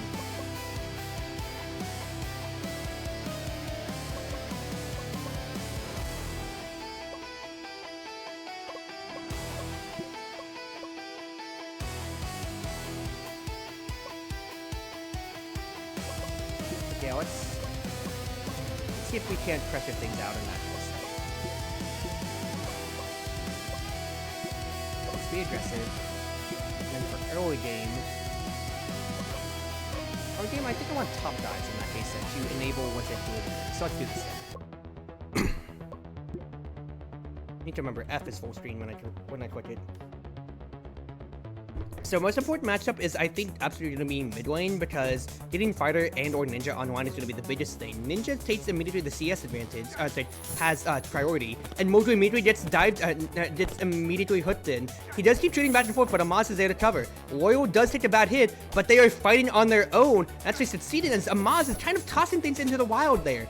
Now, Totoro does kind of miss his chain right there, but it is a 1v3, and Loyal is still going and fighting. He finally does die to Amaz in the mid lane, finally. Meanwhile, Surrender is forced back by Fly. Godlike does, at the very least, get to keep the same lane position, though. He is level 2, and you can see right now, he is putting pressure onto the mid lane tower because of Amaz's early roam. However, Amaz did get the solo kill, so quite frankly, it's still actually even all throughout, as Godlike is looking to try to shadow top lane, though. Fly is at half health, and with the minion wave pushing in, he's trying to see if he can catch Surrender. However, Fly, with the minions in there, he's not able to do anything. He's just kind of wasting his time around. Amaz continues to shadow. Meanwhile, in the bottom lane, we see an engagement go on. Totoro's taking a very bad trade due to staying in the minion wave here, and Mojo is already a level ahead. Chain hook misses, and you can see it just goes back to normal as I click the run button right there, as Amaz looks to maybe get another potential play here. Loyal goes way in. Amaz uses his ultimate. Loyal gets out with the strafe of his life, and he's not able to. Amaz gets another kill, and then he feeds one back to Modley. Why'd he go back in? Totoro actually misses a hook, which honestly, I think if he got the hook, he would die just to Modley shoot him in the face, and that could have been disastrous. Now look at the main difference though. It is level 3 on Modley, level 1 on Royal, level 3 High, level 2 Totoro. However, High might die here. He's going to be forced back. He's probably going to have to recall, and Totoro will get to soak this minion at its feet. Another hook misses when it comes to now, and now we just keep looking here. Surrender is able to deal with Fly pretty well, but it's going to come down to if the dual wader can come alive more in the team fights. Meanwhile, bottom lane continues to be a travesty, as you can see right now. Totoro keeps getting pushed back or so. Amaz is able to keep Godlike locked down, and with Surrender roaming, he's going to be MIA. Fly is reporting that, so Godlike is playing super passive, surviving right now. However, there's another dive down. Totoro can't keep getting any hooks, and it's really causing him to suffer. However, that is a 3-man look on the mid lane here. They really want to kill Amaz and break it open. You can see the towers are the most volatile thing. However, Modley spots High coming in, and now all hell is broken loose. That's a huge stun onto Amaz. That's a solo kill for Godlike. However, Surrender comes down for the play, and he actually trades it back. Modley dies, High gets out with his life, and Fly is also forced out too. Meanwhile, Loyal finally gets a good hit on Loyal. Loyal, however, can easily trade back if they want to. However, they decide to opt away, play outside of the wave, and it goes back to a neutral state. Fly now farming under his turret, and you can see right here, Godroid is also trying to push out the mid wave. However, Amaz is able to just safely take those 2 hits. Surrender takes a very bad trade because Dual Blader does hit their skills. They get the one good hit, and you can see they're just letting the wave freeze, actually. Very smart play. Meanwhile, mid lane is kind of suffering here, as with Totoro opting to show his face, they really can't do too much. Fly instead tries to pressure, and you see there's 4 men in mid. Royal goes in. He almost hits Amaz. He does hit Amaz. Amaz is down as soon as Modroid goes up, and that should be an absolutely easy lane transition. Just with Totoro at half health, Modroid really just needs to shoot him once, and it's all over in that case. And he does do that. Totoro has fed himself in, and now Surrender is taking a 1v1 against Fly. He goes away. He's trying to threaten the Ego, and they zone him out. However, Fly is staying on the fight. He dies to Modard trying on the take, and High is back in the game here. Modard's at half. High is threatening now. However, they can easily turn and burn if it comes to it then. This would be a steal scenario. You can see Arctic Wolves is coming in. Modard is taken by the blue team, but Royal will sacrifice his life for it here. You can see, High tries to keep the fight going, but everybody's already peeled out. The call was to leave the fight and surrender. FF top. He dies because of bad communication. High is left out to dry. Stern is left out to dry. Amaz had to clear the mid wave, and because of that, it is all falling down. You can see the empowered minions are forcing the mid push back, even though they could have taken it normally. The Modard buff is making it a bit harder for them to do anything, and especially so in the bottom lane. It is wide open, and there's nobody to cover it.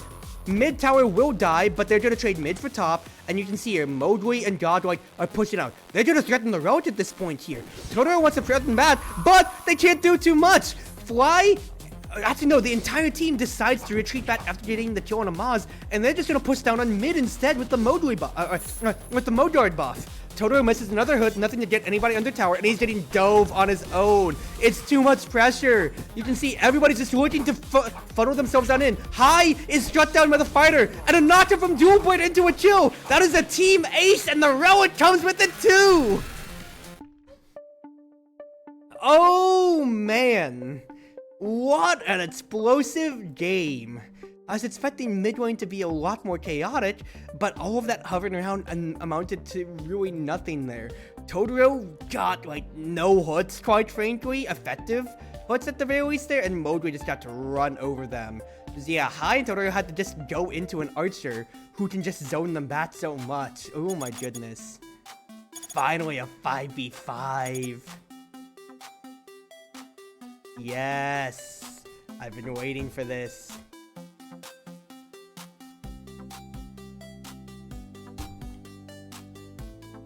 Excuse me. Jungle monsters spawn symmetrically in 4 locations. Jungle can move and hunt monsters and have a significant impact on early to mid game. Yeah, if they end the demo right here, I would cry when it comes to it. But we keep getting new stuff, so we'll see. Oh boy, Gambler's in. Still rolling a die. Each attack on an enemy passively has a chance to reduce the skill's cooldown. Oh my goodness, actually, let's go gambling even more for the ultimate than usual. Oh goodness gracious. Okay, we only have 1 jungler, so we have to put him in. Devil and Vampire, but we don't have those in the game yet. Alright. Is it 3 bans at this point now? Still 2 bans. Still no sniper, please. No MK. Let's take Executioner out, I do think. No cavalry, okay. Archer still goes first pick to us, absolutely so. Full Warrior and Berserker taken. I would like to take Fighter and... Fighter and Ninja, probably? I'm thinking Priestess also secures our bottom lane too, and it's a lot less volatile, because if we just hold the bottom lane safely, that's all throughout. Ninja Gunner. Ninja Gunner. They have engaged with Fighter when it comes to it here, quite frankly, so I'm really not too worried right there. They have Gunner to stay out of our way. How much that they want to move around? I kind of want to just like burst and destroy somebody, so I think I'll take Dual Blader to start. And then honestly too, I could use another stun. So I have 1, 2, 3 stuns potentially here. They are super mobile, so Gunner would counter the Ogre at that point then. But Ogre can also be supported by the Priest to stay alive. Alternatively, Janshi gets to stay alive, like forever, Cold Corpse. They're not so bad into Berserker, but they get to take a lot of damage and not really care. So I think that'll be my last pick. And they take the Lancers last. So, secure my bottom lane.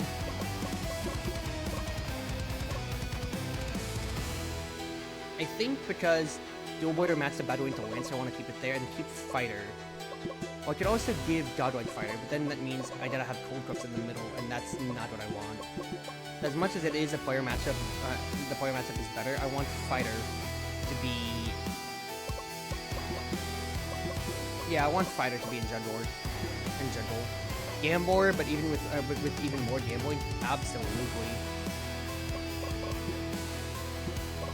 Okay, so you can jungle in V2. Nah, mid dive because you follow up on what's his face on your mid.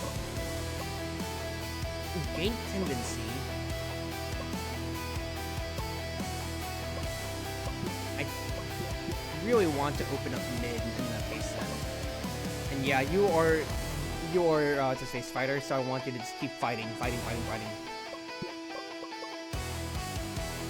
Otherwise, you can passively farm fly because I really don't need you to do too much else in that case then. You are up to your front line, initiator, back line, absolutely then.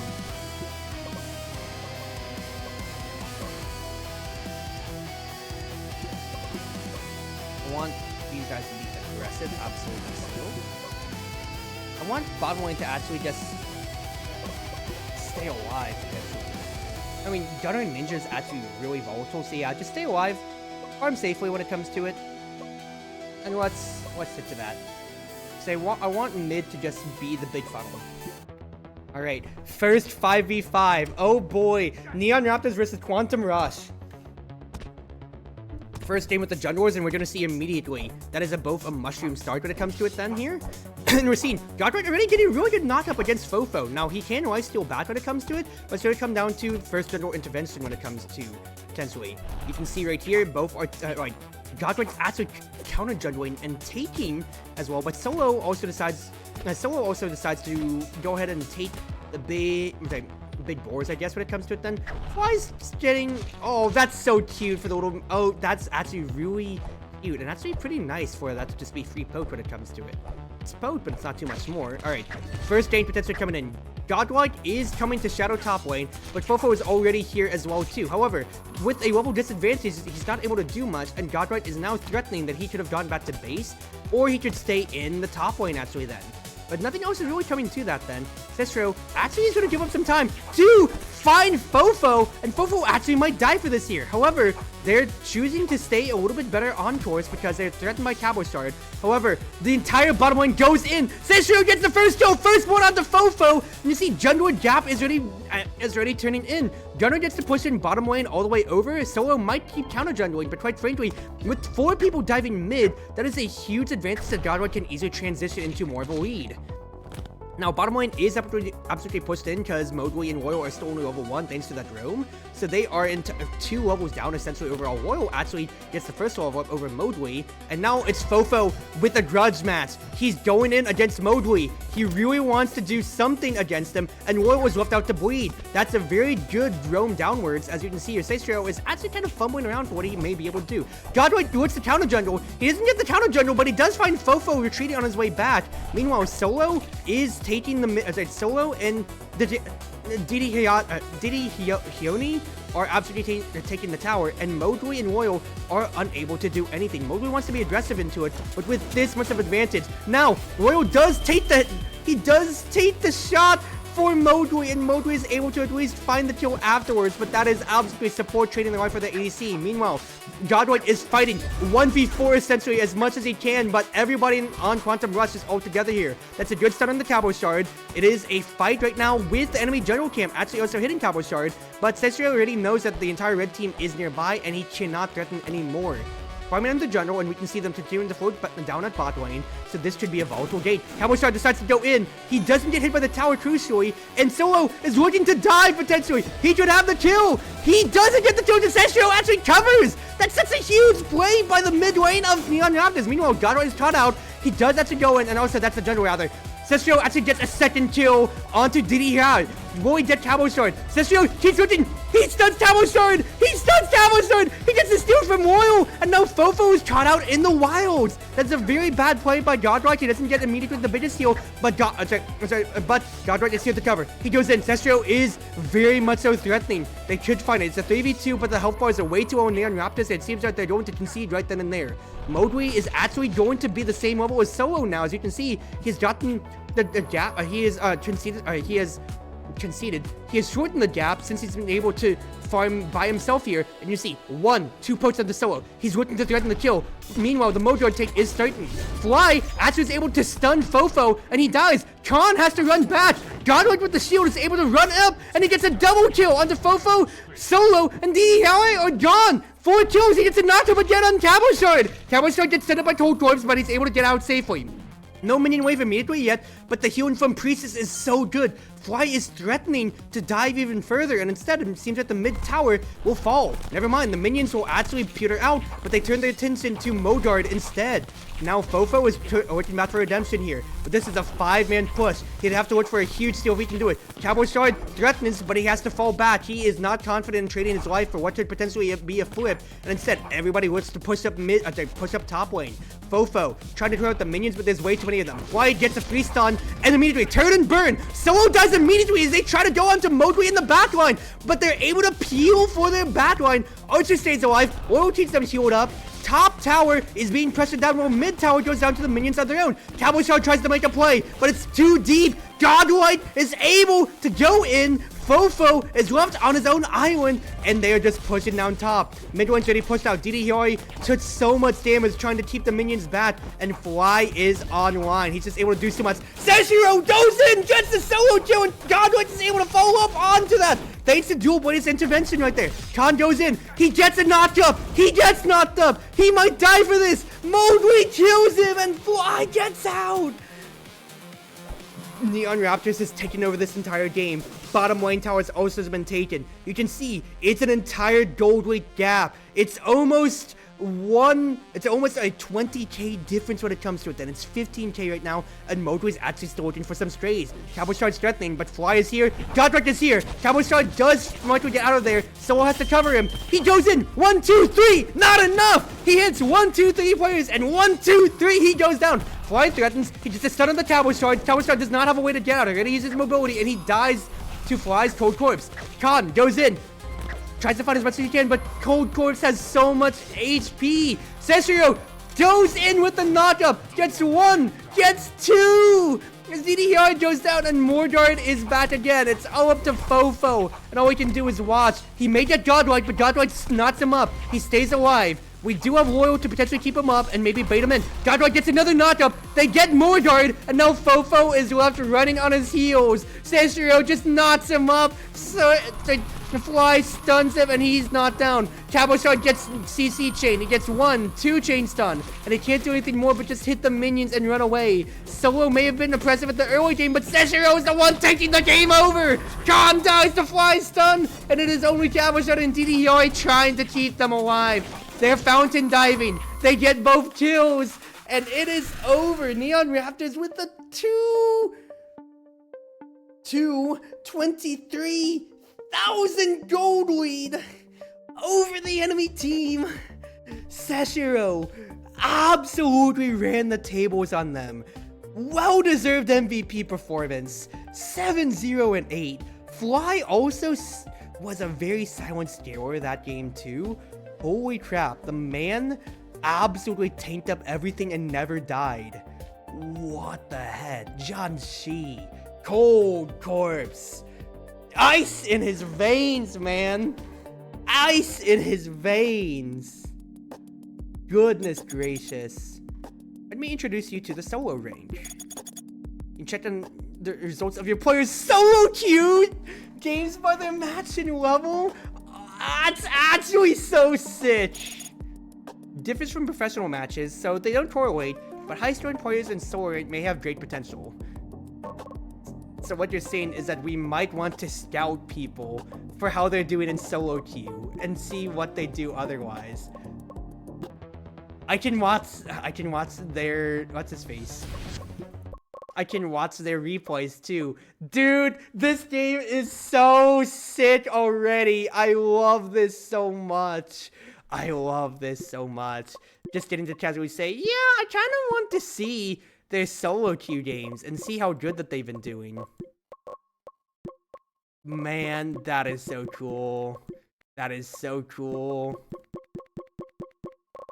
Because who's at the top? Illusion. DD is almost at the top when it comes to it then. Interesting, but a sniper with 10,000 gold damage? Oh my goodness gracious. I want to click the highlight function and see how it does work comparatively though.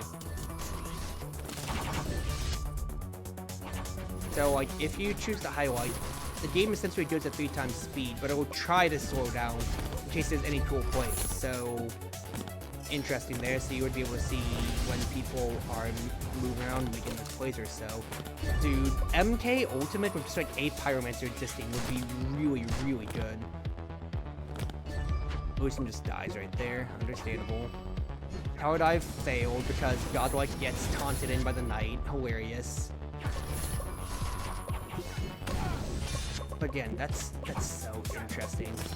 That's so interesting to get to see. God, this game is so sick, dude. This game is so sick. Heavy infantry, I've been curious about you. Swing a hammer at nearby enemies to knock them up and deal damage. Focus with the hammer race and slam the ground and apply slow. And you 2,700 HP? Janshi, okay, they have, that's at max when it comes to it then. But at the start, you are also another tank. It comes to it then. Copy that, copy that. Let me use the restroom real quick, and then I want to keep going.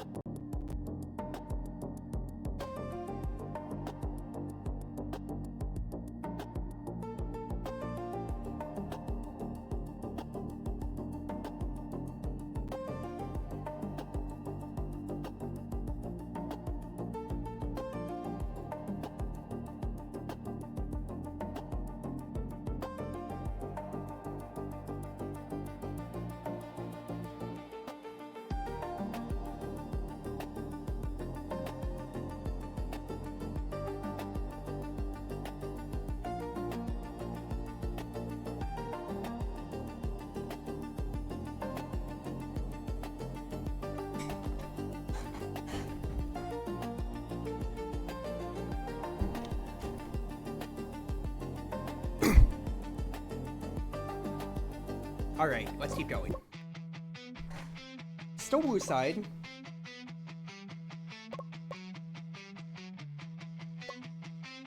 No answer. No execution. I really want to take Cavalry, dude. Cavalry seems so fun. Then I'd also potentially be giving up Archer. And Archer is way too good to... I would say Pole Warrior out, I'm thinking, potentially. No, I hate dealing with Soldier. They keep banning Cavalry, dude. I hate this. Alright, Archer's easy as always. They take Fighter.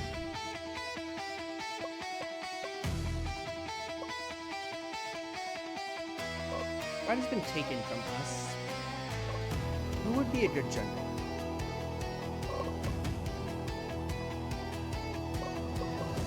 I feel like Ninja wouldn't be bad for generaling. Be able to just, yeah, teleport in, hit people when it comes to it. But that, or also Dual Fighter seems like a fantastic generaler potentially too. Berserker could also just be OWAF and just run people down. Seems potentially interesting.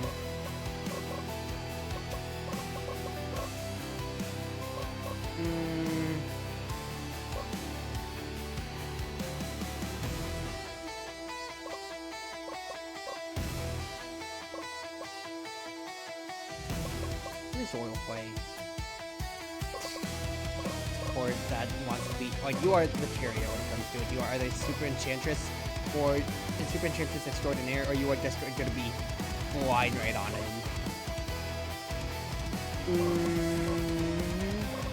Well, let's try a ninja experiment when it comes to it. Ninja experiment to start. Fighter existing does potentially cause problems when it comes to it. MK is also a little bit scary. So I want people who might be mobile. So let's take Gunner, I think. Of course, also could be a 2. Let's try heavy infantry because I want to see new characters as well. Swordsman, Berserker.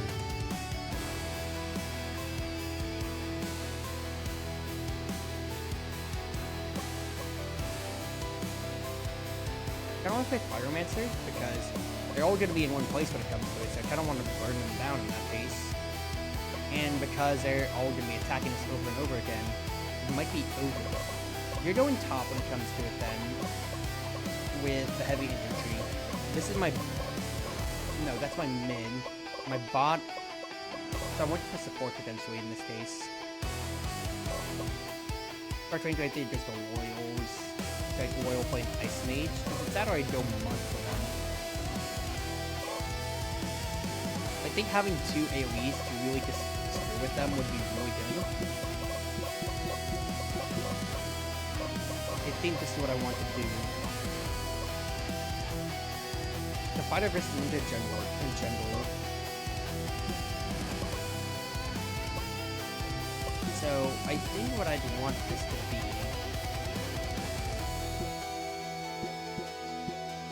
Early game tactics, I think it might be good for a top dive because the tank getting ahead and slowing people down would be very, very good for us. I feel.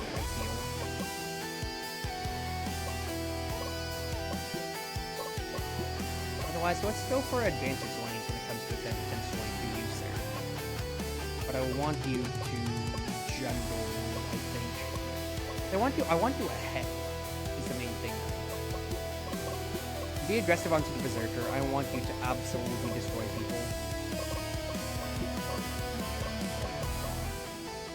Otherwise, let's have an aggressive one. Let's be aggressive actually when it comes to it here.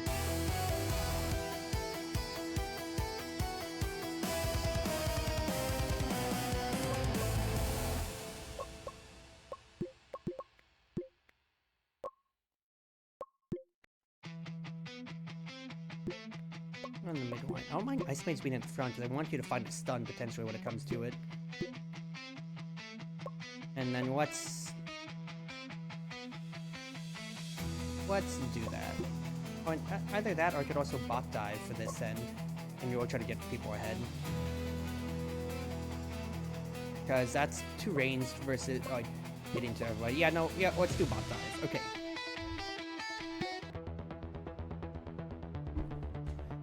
Let's try this mini camera instead then when it comes to it. So I want to keep track of everybody's stats as we go on, potentially too. It just does take a little bit of nuance when it comes to it. So first and foremost, Godwin and Jodan are going to be dueling around, but of course it's going to be auto-pressed immediately. BDD gets frozen immediately, and that is already a solo, I say solo kill. That's already a bot lane kill. That's already all gone to shit, and you can see Cesaro already also shadowing down below. Now Justice takes a bad tower shot and he has to fall away. Meanwhile, Cesaro is spotted out. He might be tossing things when it comes to it. That's 4 people bot lane and they want to keep this advantage going. Cool is taking a lot of damage, but Loyal is left on an island. Godwin does go to cover now. That is a meteor coming down. There's no chill onto it, and that's 2 chills back to Blaze Fury. However, BDD might die again. He's going to be forced out of the lane, and he does have to retreat. Jodan does get to go in for free, and Fly, at the top lane, is pushing out for free. Now, Modwi is threatening. If Cool shows his face, he could die. He gets out of the bush. He dies for free. Modwi gets a solo duel because Cool did not want to fall back, and it is all kind of falling down. Jezis using his priority in the lane right now to steal some farm. Meanwhile, Godwin being pressured. Corn Salad maybe looks for a hit, but Cesaro misses the Shadow Ball, so it could be a little bit worse for Ware. Again, he dashes away instead of going in for the Edo kill on Godwin, but that's retreating 1 for 1. He jets away, respecting Cesaro. However, Cool trades his life. BDD goes in, tries to get Modwi. However, the magic fissure is not enough, and Modwi gets another kill. The bot dives are doing so much right now, and you can see Godwhite is even staying in the lane right now and just kind of doing whatever that he wants. Now we're seeing right here, first Adam Great points. Bot lane already has so much. It's only a 500 gold advantage in terms of the ADC for it being 4 kills in. Meanwhile, Cicero trying to farm it for what he can, but Cornsout is absolutely pressuring it out. I think I want to go back to full screen. I might actually be enjoying that view way too much more. BDD gets frozen again. Loyal's Ice Mage is absolutely proving dividends. Meanwhile, Justice and Fly keep fighting over this one tree end here. As you can see, potentially Cicero looking for a play. However, he misses a Shadow Ball again, and now instead, it's just about the bot lane push. Corn Salad trying to do what he can for coverage. Loyal does take a tower shot, but it seems like bot lane is wide open. Meanwhile, Godway does die in the mid lane as we miss it here. It's a very good gank by Cool, as Cicero is forced to do nothing else but just absorb the wave, make sure it doesn't fall to the tower, while Jowdon tries to keep them pressured out. It is, quite frankly, a pretty close game still. 2K gold lead ahead thanks to the bot lane's antics. Modley, 1 level ahead at level 5 right now. And you're going to see he's just kind of staying in lane and kind of farming up for what he can. Because he's going to get this whole wave of experience and be able to cover. They can actually really freeze things down. Cool, good invulnerability with Pole Warrior, able to get out safely. Meanwhile, Cicero is taking a fight in the enemy jungle. He's 1 level down and Cornsout gets him for free. I don't know what the play idea was with that right there, but absolutely was not the play. Meanwhile, that's a 1v1 taken. BDD tries to Magic Fissure onto Modley, but Modley's way too far ahead, and he gets him with 1-2 straight shots to the head right there. Too much pressure on that. Godway now maybe looking for a play. We have 3 people stacked up top. I pressed the wrong button. 3 people stacked up top. Godway does get a first poke, but Loyal wasn't willing to engage into that yet. Jezz tries to push out the lane, but he does hit a few pokes. Meanwhile, Cicero is unable to take this safely. Cool will get the counter jungle. You can see it's a 3-person push top. And actually, off camera, Cicero is able to kill. It dies to Cool. Now Cool does get traded back and flies left on an island as everybody goes down immediately then. Loyal initiates the fight. Everybody's slowed down when it comes to it. Modley's still staying alive. Everybody is so low. BDD seems in his life, but in the end of the day, it's a 3-for-2 in Blaze Fury's favor. Everybody has to retreat back as nobody is threatening to take Modard with health bars like that, and we're seeing a full reset. Cicero gets to Modard first. Top lane is kind of in a neutral state, but Modley is positioning to try to maybe poke a little bit, but he pokes too far. 2 kills, 3 kills. Blaze Fury takes everybody's lives as they get a little too far ahead for their own good, and Fly is unable to do anything but just watch as Modard's taken. He threatens for a steal, he gets nothing. Loyal dies in the very back as well. 5 kills, that's a team ace, and with that, they can take over the game. Blaze Fury pushes down top potentially. Top tower's already gone. They instead opting to push from mid and want to take that down. Mid tower will fall? No, they wait for the minion wave, smartly so. Cicero decides to try to get whatever farm that he can. Does get a good Shadow Ball. He hits 1 for the first time in his life. Unfortunately, it's to his doom. Absolute throw of a play. And now, quite frankly, I think Neon Raptors, being 5k gold lead down, they have to play a front to back composition. Try to take a fight with Fly on hand, and it's going to be if Modley can make a play. You can see bot tower is now just going to be forced down. Nothing for Neon Raptors to do there. And with that, the entire jungle is underneath Blaze Fury's command. They find Loyal. However, he gets a crucial freeze. That's 1 person down. That's a 4-man freeze. However, the MJ ultimate is way too good. Flies to the Dynasty when Modley has to get out with his life. And that's top laner for top and support here. It's going to be, now, however, Godway does have good wave clear on Pyromancer now. It's just going to come down to, do they stay around? Does Blaze Fury continue to play for another trap play? You can see here, they may be eyeing it up. They really want to get Modley. However, Cicero goes in way too far on his own, and he baits Modley to his death. The trap play works wonderfully, and that is 3 free kills. They can push down mid, take the inhibitor towers, and potentially end the game on that note right there. It is a tough game, you can see right now. With all the advantages that they've gotten, Cool is a whole entire item against ahead on Loyal. Modard is up, and there's nobody really left up on Neon Raptors to do much here. They're gonna try to pressure for what they can, or a steal attempt could be had. Holy crap! Fly steals the Modard, actually! Modard's taken, even at the cost of his own life, and that might actually stunt the push a bit here. They do have the minion waves in, but you have to remember, that is Pyromancer back into the game, and the waves will actually push out positively for Neon Raptors. Top tower could actually have a bit of a push. That's a huge 2v5 play, and that's a huge hit by Modley right there. You can see, he could put some pressure on, but he can 2-tap towers realistically. They're trying to see if they can find a hit on Torn Salad, but they're being smart with their lives, trying to play for what they can. Jez's crucially gets a shield from his item, stays alive. Mowgli goes back in, he gets Jez's! The ego play is huge! Godwin goes down, but Jaldon sacrifices his life for Seishiro to go, as Seishiro goes in. He gets another stun onto it. Cruel dies as reinforcements from Neon Raptors come in, and Mowgli's aggressive play nets him the kill onto Jez's. That is a mechanical masterclass. He goes in with his lunge. He escapes with his knockback ultimate. He gets out with his life, and yes, Godlike pays for his sins, but that allows Fly and Royal to come back into the fight and wipe them. That is a 3-for-2 trade, and with that, Modard finally times out, but they have such a huge advantage on the map. They are playing for a trap play in the enemy jungle right now. We'll have to see how aggressive they get. Fly is looking a little bit more aggressive. He goes in for the initiation. Like, the Magic Knight, Magic Waves start going out. Royal tries to put as much pressure as he can on the back line. It isn't too much. It is 2 stunts at the end of the day here. But look at Mowgli. Mowgli is at half health. He does help to try to find get a kill. Torn Salad is gone, but he's so low. He's trying to find an assassination, but he might die in the end. Look at Mowgli. Mowgli gets killed by Cool, and the game goes back and forth. Cool gets a double kill. That is a 12, 4, and 5 support, and that is going to be a free Modard take. It's going to take heroics from Seishiro. He could potentially look for something. Instead, he's just going to bide his time from the jungle, and he's actually going to give it up. Modard's going to be taken for free here, and with Mowgli gone for 25 seconds, if there's one more pick off, the game honestly could end here. This is at a knife's edge, quite frankly. Jaldon now does stay very, very close in the fight when it comes to right now, but he is Berserker, but he actually he's actually staying in. Now, though, look at those enhanced minions. Seishiro is absolutely dying to them. 1 inhibitor tower left, but the wage from Pyromancer will buy them some time. Only 1 more second until Mowgli's back, and instead, what looks like Blaze Fury is opting to reset. It's going to be a game of front to back.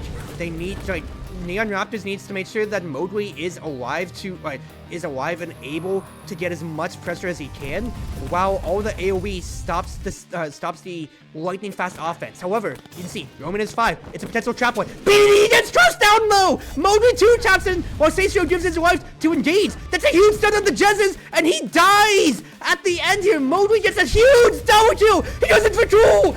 Triple kill! Mowgli keeps going. He's looking for Torn Salad. That's another good poach. Meanwhile, Fly is dealing with the minions. They're trading out the minion wave in mid, while Fly is foot pushing down bottom, making sure that it doesn't reach the relic, since that is both inhibitor towers down. Meanwhile, they are pushing down mid. Neon Raptors has 30 seconds until anybody else is up. It's only Torn Salad. He looks for a potential assassination, but he gets frozen by Royal. A great play him as Mowgli mows down the competition. It is a back and forth game, but even when they're 8k down, Neon Raptors takes the game back off the back of their archer. What a game. What a game, dude. Fly and, oh my goodness though. Fly, as much as you felt super non-existent, you stealing that Modard, that second Modard, actually turned the game around. That is cinema right there. That's actually so cinema. Seishiro, you did have to keep launching your face into the enemy team, but you did pretty good damage with your ultimate before dying on those last few fights, and Mowgli just ran away, dude. He just 2-tapped BDD. He 2-tapped Jaldon and Jez's, and he just kept running people down. You are so mechanically good at Archer, dude. Never stop playing this girl. Holy crap. View various statistics related to matches. Utilizing the stats of players will help you plan your strategy. Yeah, dude, he absolutely deserves that when it comes to it or so. Absolutely for that MVP, I must say. Ooh, Devil's back. Okay, Demon. How is Claw raises? So she has Swap innately, and then no, Swap innately. No, it's just her skills. Just Swap and then Devil form. Archer gets perma by the ops. I want to play more Cavalry, dude, but Cavalry keeps getting permabanned. I hate it. I hate it so much. Goodness gracious. Dude, yeah, Archer at 11k damage. Archer is way too safe in the pitch. You cannot let Archer go in this day and age. Still blue side. Thing is like, It's boring to pit, but Mowgli is so good at it. MK really was hurting there, so I don't know about that. Also, Sesrio does potentially like playing Demon, but let's take Fighter out. Yep, Cavalry's already gone then. That does hurt my chances of like, the ban really does hurt my chances of playing Cavalry. I mean, to be fair, I'm always banning Soldier, or Sniper, so Cavalry's out in that case then. They take Demon themselves. That actually does kind of hurt. I'm not gonna lie, I really want to take Devil myself. Okay. In that case then, what would be good to pair up? MK and Demon means that they have a lot, and I repeat, a lot of lockdown when it comes to it here. If I trade to it, I want people who either have high HP to be able to deal with things, or ways to stop them from locking us down. Also, like, high mobility actually wouldn't be bad too when it comes to it then. So honestly, I could take Gunner top potentially, and maybe try to run down when it comes to that. I might save Gunner for a later pick. So instead, who would be good otherwise then? I feel like if you swap an ogre into the enemy team, that could be really funny. That's how it's always been. Swordsman honestly wouldn't be bad too necessarily, because I just want to shred people down and.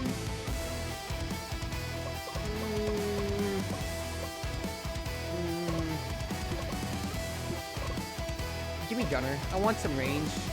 And then for Jungle in that case then though. Let's just take Whole Warrior away. They take Ninja, Berserker. Ninja is of course a bit scary no matter what, I feel. And Ninja of course has high burst. But I feel like taking Ogre as your front line in that case then can actually really screw with them, so I will take Ogre.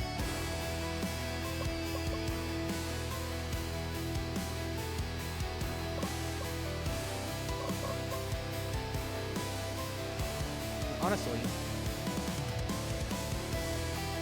I think I might want Knight. I want to be taunting as high priorities and Devil and Ninja away. Ninja support, dude. Here we go again with the darn Ninja support. Can't get away from it now, can we?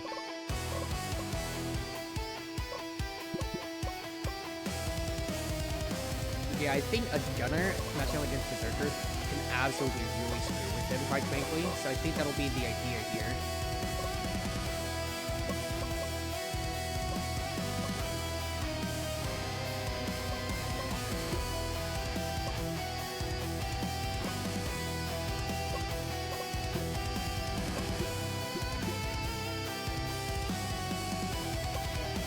Yeah, this will be good.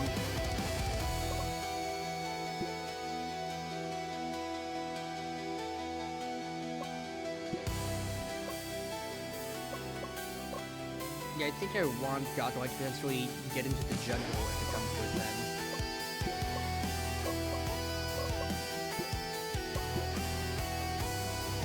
And then maybe to just passively far and fly. But otherwise, let's play passive, I do think. Play passive, and let us... We're just trying to shut down mid, because if Berserker never gets online, Berserker never gets online. Let's do this thing. Alright. So, standard clear potentially. No, Kappa starts actually going for the boar when it comes to it, whereas Cicero is going for Ent clear to start. Meanwhile, Godlike and Fofo already looking poke back and forth. But it's usual ranged versus melee matchup. Godlike just gets to poke around a little bit while you can see her fly. Actually taking a good amount of damage away from by Khan, but Cicero does go to support his top lane. Meanwhile, oh wait, hold on, no, it is a fight still going on. Khan obviously playing for the ego, and he just straight up dies in a 1v1 to Cicero. Cicero could potentially take the game over with that, and he immediately goes in on the Fofo. However, Fofo is still enraged right now, so he has to play careful. Godway, hilariously, immediately just dodges DD Huawei, but DD Huawei just gets to gun Godway down. Very questionable plays all around, I must say.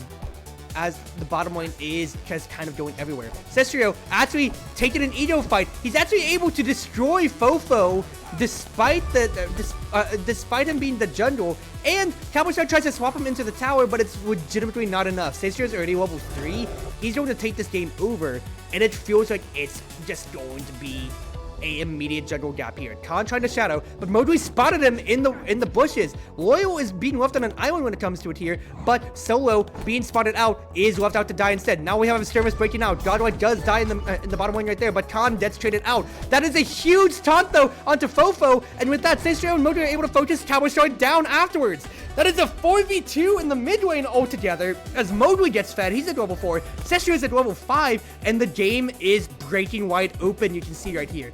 Even to the point to where Fly is a level ahead of Khan. Yeah, okay, they balanced out, but the gold lane is negligible. Meanwhile, Cestrio is 1k ahead. Godwite's trying to do what he can to run into the jungle, but he's not able to find anything. DDHR gets taunted up by Loyal. However, Solo finds an advantage. He finds a chance to get onto Modui, and actually that's a bottom lane kill. That's 2 gone, and hold on, things are turning better for Quantum Rush. However, Khan does get stunned up, and it's looking to bounce out a bit. Godwite is way far behind Fofo, and it seems like the shutdown the mid lane strategy has not panned out for them. It's all going to come down if Cestrio does make a play. Cabochard is running around in double form, and they try to take the skirmish. Cestrio was there to guard their mid laner, but it's way too late. DDR also is able to take down the bottom tier tower, and almost dies on their own. Meanwhile, Cabochard trying to find a play. Cestrio actually makes an amazing mechanical pole play and tries to get the outplay on Fofo. However, it is unfortunately a 1-for-1 at the very end of the day there. Fofo does get his revenge. Cestrio is at level 6, but it's not going to be the worst at the end of the day. Loyal is at level 3. He finally does have his ultimate. You see, he's using that to try to poke it out, but DDHI just keeps putting on that magic sword, and they are unable to push out anything more. Mogui, in the meantime, will just counter jungle, get himself as little bit more as he can. Godwite takes a tower shot, though, and he dies for it. Meanwhile, DDR gets a little bit too big for his own britches and dies. Modui gets a double kill. He goes back to the jungle, finds Solo, is able to find him out. Loyal trying to take up as much damage as he can. Mage to mid lane doesn't get pushed out too much, and now they're fighting over the jungle camp. Cestrio is able to find it on his own, and now he's dealing with Khan. However, Khan smartly bats out and away, and so we can see if Loyal might be an easy picking. The swap misses from Cabochard, not able to find anything. The whole pistol fan does miss as well too. And it looks like a Modui take is going to start. Is this a bait though? I don't know, because Godlike baited his own team into his death. Cestrio just had to play a little bit back, but look at how low some of those members are. Fly kills Solo. It's going to come down to the very end. DDR kills Fly. It's a double kill. Modui goes down as well, and the red team, Quantum Rush, is able to get the Modard. Cabochard zones away. He's able to escort. Khan and Fofo out. And meanwhile, thanks to the enhanced minions, top lane goes down. Loyal's trying to survive as long as he can. But looks like mid lane's about to go down as well. Godlike has to use his ultimate to clear the wave, but this is turning for the worse. Neon Raptors really tried making a play, but it absolutely was the wrong one. They should have instead focused on the enemy team instead of trying to take Modard early, because Godlike baited Modui into his death, and without any Modui, there's nothing to be made. However, Godlike finds the kill on the Solo. Khan sees if he can make anything more off of this, but he might die on his own. Godlike is able to run him down, and Loyal actually gets the kill in the end of the game. Fofo tries to do what he can, but Cabochard's dead. Fofo's dead. It's only DDR, and he gets taunted up.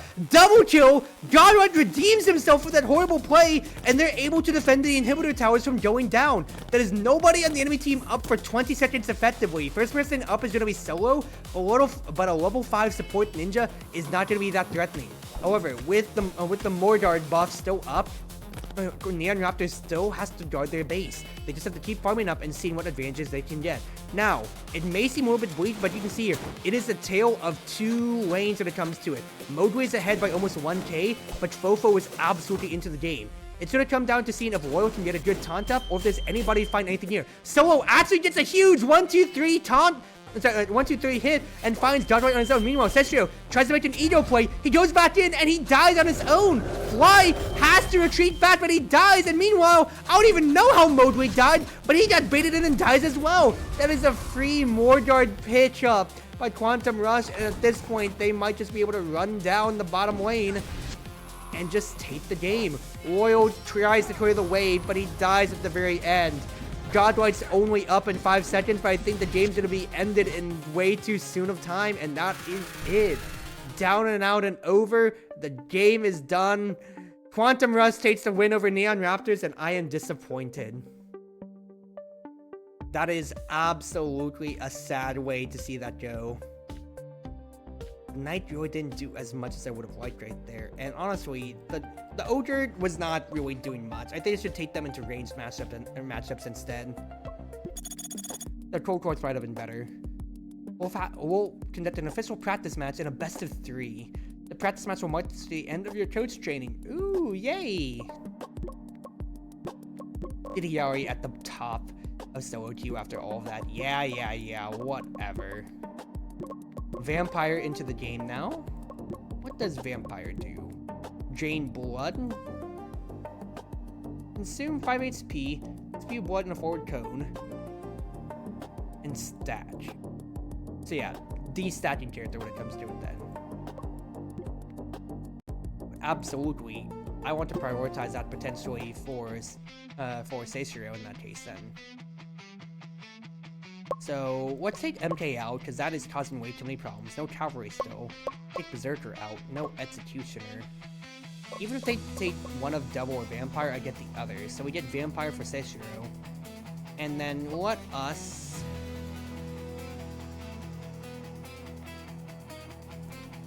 with those Playmakers potentially, I think Ice Mage might be good, but Godroid doesn't like playing Ice Mage. He likes playing Sniper. Ay, yikes. I do not like that at all.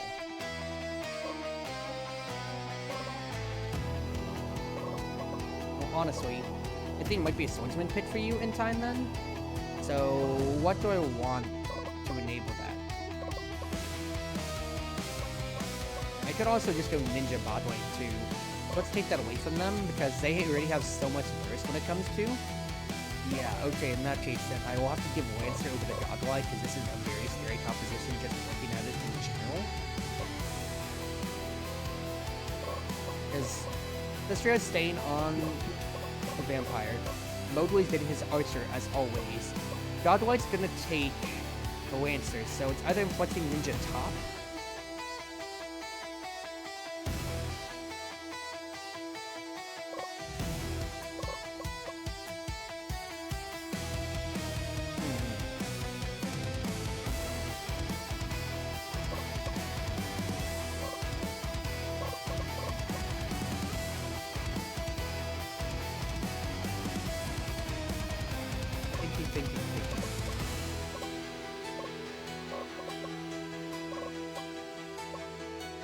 They have so much mobility is my problem here when it comes to it.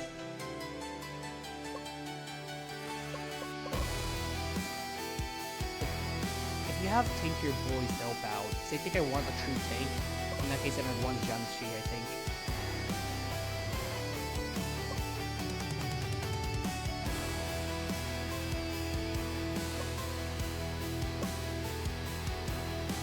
Yeah, Jimmy Jamshi. They take Ice Mage last. They're taking it bot lane.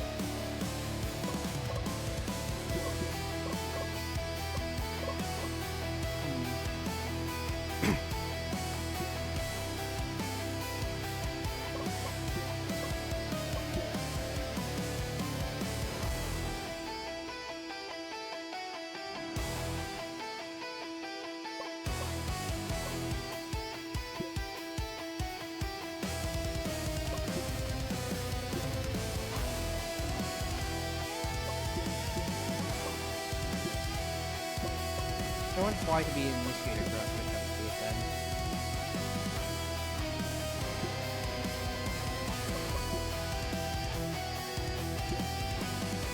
If we're really looking for just hits all around.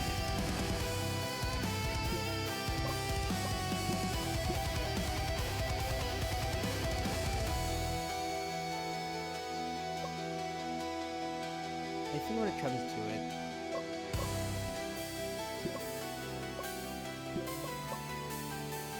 because of Ice Mage's insisting in this fighter as well, I want this to stay safe at the bottom here.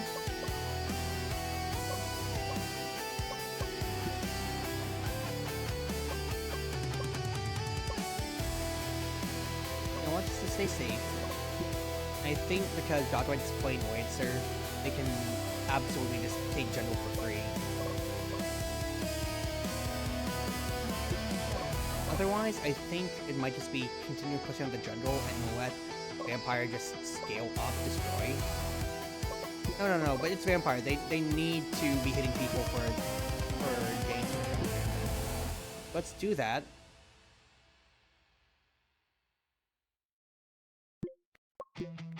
Let's do that, and let's dive top?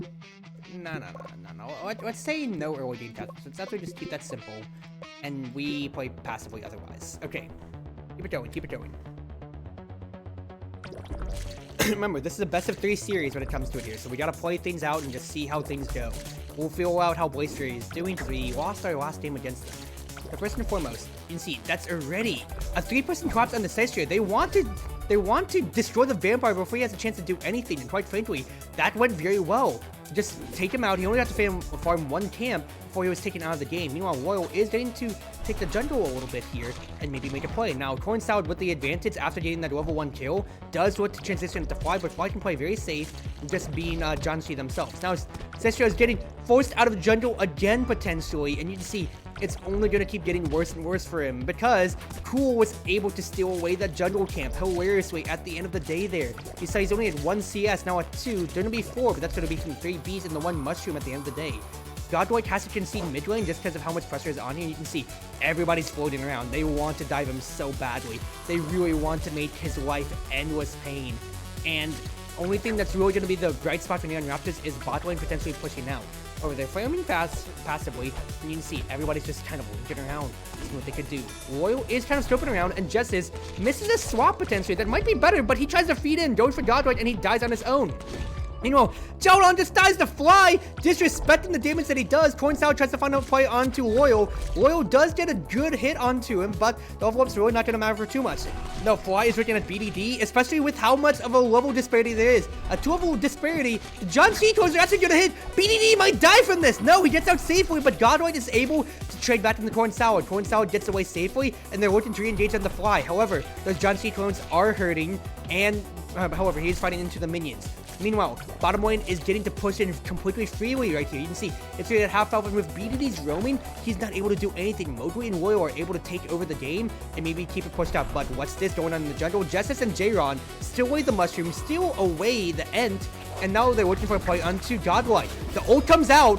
They do get Godlight, but Royal sees the potential cover. Justice is way too big for his britches, and Royal is able to get the kill. Meanwhile, Mowgli completely pushing BDD out. It still is only a 1-level advantage, but Cool has to cover for his AD carry. The Ice Mage is a utility AD carry more than anything, but this is already threatening the inhibitors, and Mowgli's playing with the confidence of a champion. It's taking Jowdon to rush down, but Royal goes in. You can see that is a positive trade with no damage back onto them. They actually might find Jowdon in the back, but Justice comes in. Now that is a 1-for-1 trade right now. Royal goes down. Mowgli dies to Justice's coverage, but Jowdon still dies at the end of the day. That is going to completely brick the mid lane push, and that's going to keep things out. Meanwhile, Justice, stolen double form, roams back up with his enhanced speed to try to get his way over the Fly and make sure that no damage is taken on the tower then. He's able to keep things pushed out, and you can see the game is starting to stabilize. Right now, Neon Raptors is up on all lanes besides top, but that's expected because Cold Corpse is expected to scale slowly, while Justice has been making a lot more plays and getting a little bit more kills. He's 3-2-0, but they are still matched in items. It's not too much of an advantage. Right now, the only item advantage is on the supports, as Royal is halfway through one of his items, whereas Cool only has a component. Mid lane's taking a lot of damage right now. Jowdon is on Death's Door, and Fly is threatening. Godwite might want to look for a good push. Now, that is a stun onto it. Corn Salad goes in. Shadow Ball misses completely. He was expecting Corn Salad to go in, Royal was, and now here comes Justice. Justice threatening. This is threatening. He gets Royal, but will he die for his own sins? He does. Godwite's able to trade 1-for-1, but you can see, with everybody in Blaze Fury still very low, they need to retreat back. And is this a Mogard take? Is Neon Raptors threatening Mogard? They are. They're looking to try to get priority, But here's the thing, Blaze Fury did get to reset. Godlike pushes everybody out, but Modroid's doing so much damage. Seishiro's just gonna die on his own. Jaodon does die to Modway, who finds a good exit kill, and now Fly is making sure that a counter start doesn't start. Fly's actually starting things up pretty well, quite frankly, and BDD's already used his abilities on trying out the mid wave. It's a back and forth. Shadow Ball misses. Royal gets frozen, but now that opens it up potentially for the dive. He chooses not to go in. Corn Salad tries to make the play. He gets a very good cleave, but nobody dead. Swap misses, so Fly is actually able to still throw him around and just is making a play. Godlike goes in. Swap goes out. But that's a huge freeze potentially to zone Fly away. He's still staying alive. Cold Corpse has so much HP, and at the end of the day, guess what? Modard still has not been taken. Cestrio is just floating around, making sure that it's that nobody starts it up, and Corn Sal's looking for a play. Misses the dive. Cestrio can just kind of wait for his front run to come back around, and Corn Sal goes in. Good dive in, good dive out. Royal dies for his sins, but you see Justice is traded out by Modway. Modway's untouched in the background while Cestrio has to get out of the way. Godroid goes back in, tries to peel for as much space as he can, but it's not enough. Modway's untouched, however, Corn Sal does a very good burst of damage. Fly gets a huge stun potentially. Is he too far in? No, he doesn't have the damage for it, but the Yanxi clone is going in. 1, 2, 3 hits. Oh, Corn Sal could not invuln through all of it at the end of the day, and now, after all of that, Neon Raptor finally feels that they're confident enough to go for the Modard take. However, Cool is threatening to go in. Uses a dash, trying to threaten, see if he can zone somebody out. Little Janshi clones are pushing them back, but Modway is cleanly taken, and now Royal goes in, trying to find a kill for whatever reason. They should have gotten out safely, and instead that's potentially 3 kills trading. No, it's only Cestrio and Royal dying for their sins. However, meanwhile, during all of that, Godlike actually takes the mid tower. He goes in, takes BDD, and is able to potentially get out with his life. Good heads-up split push play. Modway's gonna take top tower without any resistance, and Fly actually tanked through all of that. I can't believe Fly got out of that Modard take safely without anybody following up. Justice pops double form. They're trying to see if they can roam back up and keep covering these lanes. Fly threatening, not letting them know that Modway's here. Fly takes so much damage, but Justice takes a pretty bad poke. Double form does go out. Actually, no, it's back up. He's trying to weave in and out of the fight. Corn Salad's trapped in. He doesn't have any more way to go, and Modway finds the arrow straight through the double tower. It stakes him through with an arrow, and Royal is now the one trapped on the outside looking in. Fly does hold his ground though. Godlike's frozen by BDD, but he's one shot away. Godlike goes back in. He gets a huge swipe. Cuts Jaodon down in half, and the game almost seems broken. Modway already pressing the inhibitor towers, top lane pushing in thanks to the Modguard take. He does take the tower shot, so he has to stay respectful, but once that Royal wants to initiate, he tries to find a play. Cool is almost dead. Royal goes back in, but Cestrio is not ready. He's not ready to push his face into the half health. Modway playing on the edge of his life though. He gets one. Cool is gone in the water. Jaodon is still down as well. Godway gets BDD. It's another kill going down, and Jez's can only watch as Devil Form runs out, and so seems like his team's chances of getting back into this game. Godlike is almost 3k ahead. Modway is almost 3k ahead. They are one completed item ahead of their contemporaries, and Godlike's actually almost completed his nest. Now, with the 2-man advantage, they're looking to take the next Modard take and force it down. It's currently 4v3 at Modard. Make that 5v3. Godlike goes in. He gets Juzzes. He takes down Jaodon. And now it's only Cool Love standing as Corn Salad dies at the end of combat. It's another 3 kills for free over. And is Modard even necessary? It looks like they just want to push down mid. Because only with BDD and Cool left over, BDD has to actually recall back after trying to push mid lane, push bot lane out. Royal goes in, he engages, he gets the stun out of BDD, but it's not going to be enough. Neon Raptors takes the first game in this best of 3 series. Godlike, absolutely taking the game over. Corn Salad was a problem, but he just displayed so much more patience. Going in, getting his damage, getting out without taking too much more, and that was so good for him. Pole Warrior banned, first and foremost, Archer taken out. Is Cavalry let through? That is the question, though.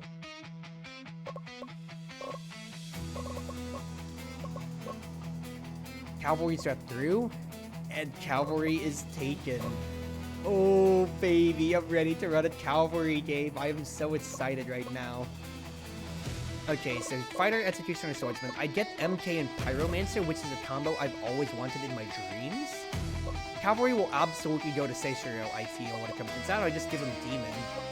Demon and Cavalry roaming around actually would be really, really freaking funny. I'm not going to lie. Let me Demon, actually, then. Let me do that.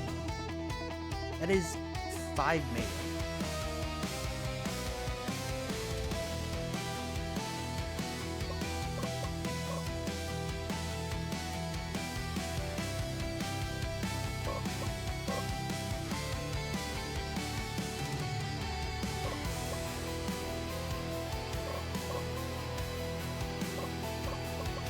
Five melee into another cold corpse though? Question marks.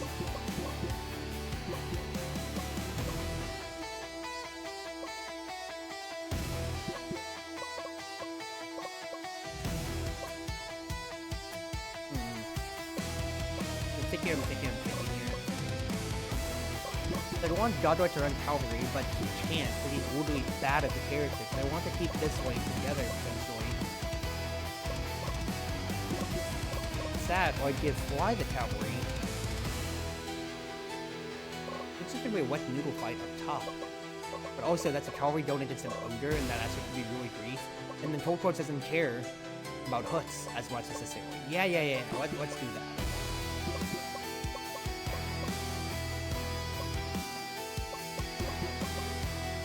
Let's do that.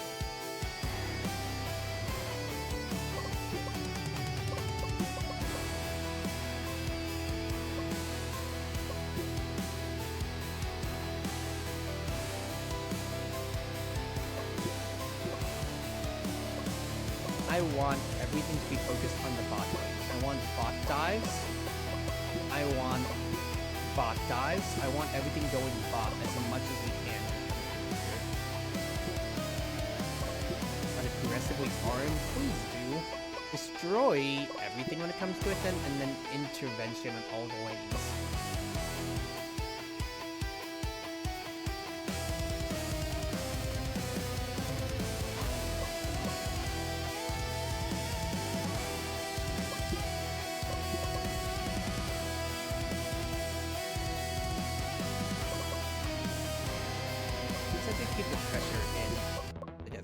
I'm scared that the lane's just going to fly out of the way, and I want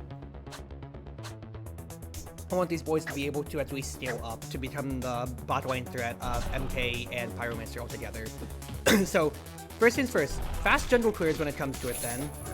And you can see your Fly is immediately taking the cavalry advantage with the move speed overwhelmingly on Ogre. He's trading up very much so. Meanwhile, that is a lot of damage that Royal has taken. He does have to retreat back first and foremost. Fly's taking some damage, but he's threatening to dive constantly here. Meanwhile, that's 3 people bot when it comes to it right now for Neon Raptors. Meanwhile, Ogre had to fall back already. Jess is not having a good time. And we're seeing Loyal is taking a good bit of hits here. Godroid was there to cover. Loyal is playing on a knife's edge though, and he's trying to do what he can, but they might just have to lose lane gracefully and just let Mowgli scale up with the fact that he has efficient and safe wave clear. Now, Fly has an advantage right now thanks to pushing out. He already has mid lane, he already has top lane at half health, and he's just trying to do what he can to support mid now.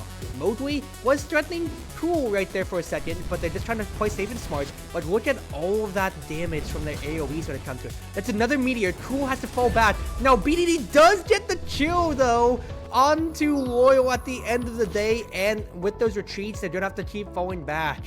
Now, bot lane is absolutely falling down very badly right now for Neon Raptors, but we're gonna have to see how things transition, because I think it's gonna become the Fly game, considering how badly Genesis has been pushed out and everything. Sister's playing so ahead though of Godlight, who can't support as he only just turned level 2, and he's tossed away his level 3 lead. Fly is now coming to support mid lane now with his advantage push, and he's pushing Joudon. With his increased speed, he is able to actually retreat back and not mind it too much, but Godric is taking so much push against this here. That bleed is a good bit annoying against the execution, especially since he's able to just get all these free hooks comparatively onto the Cold Corpse. He just wants to be a tank in.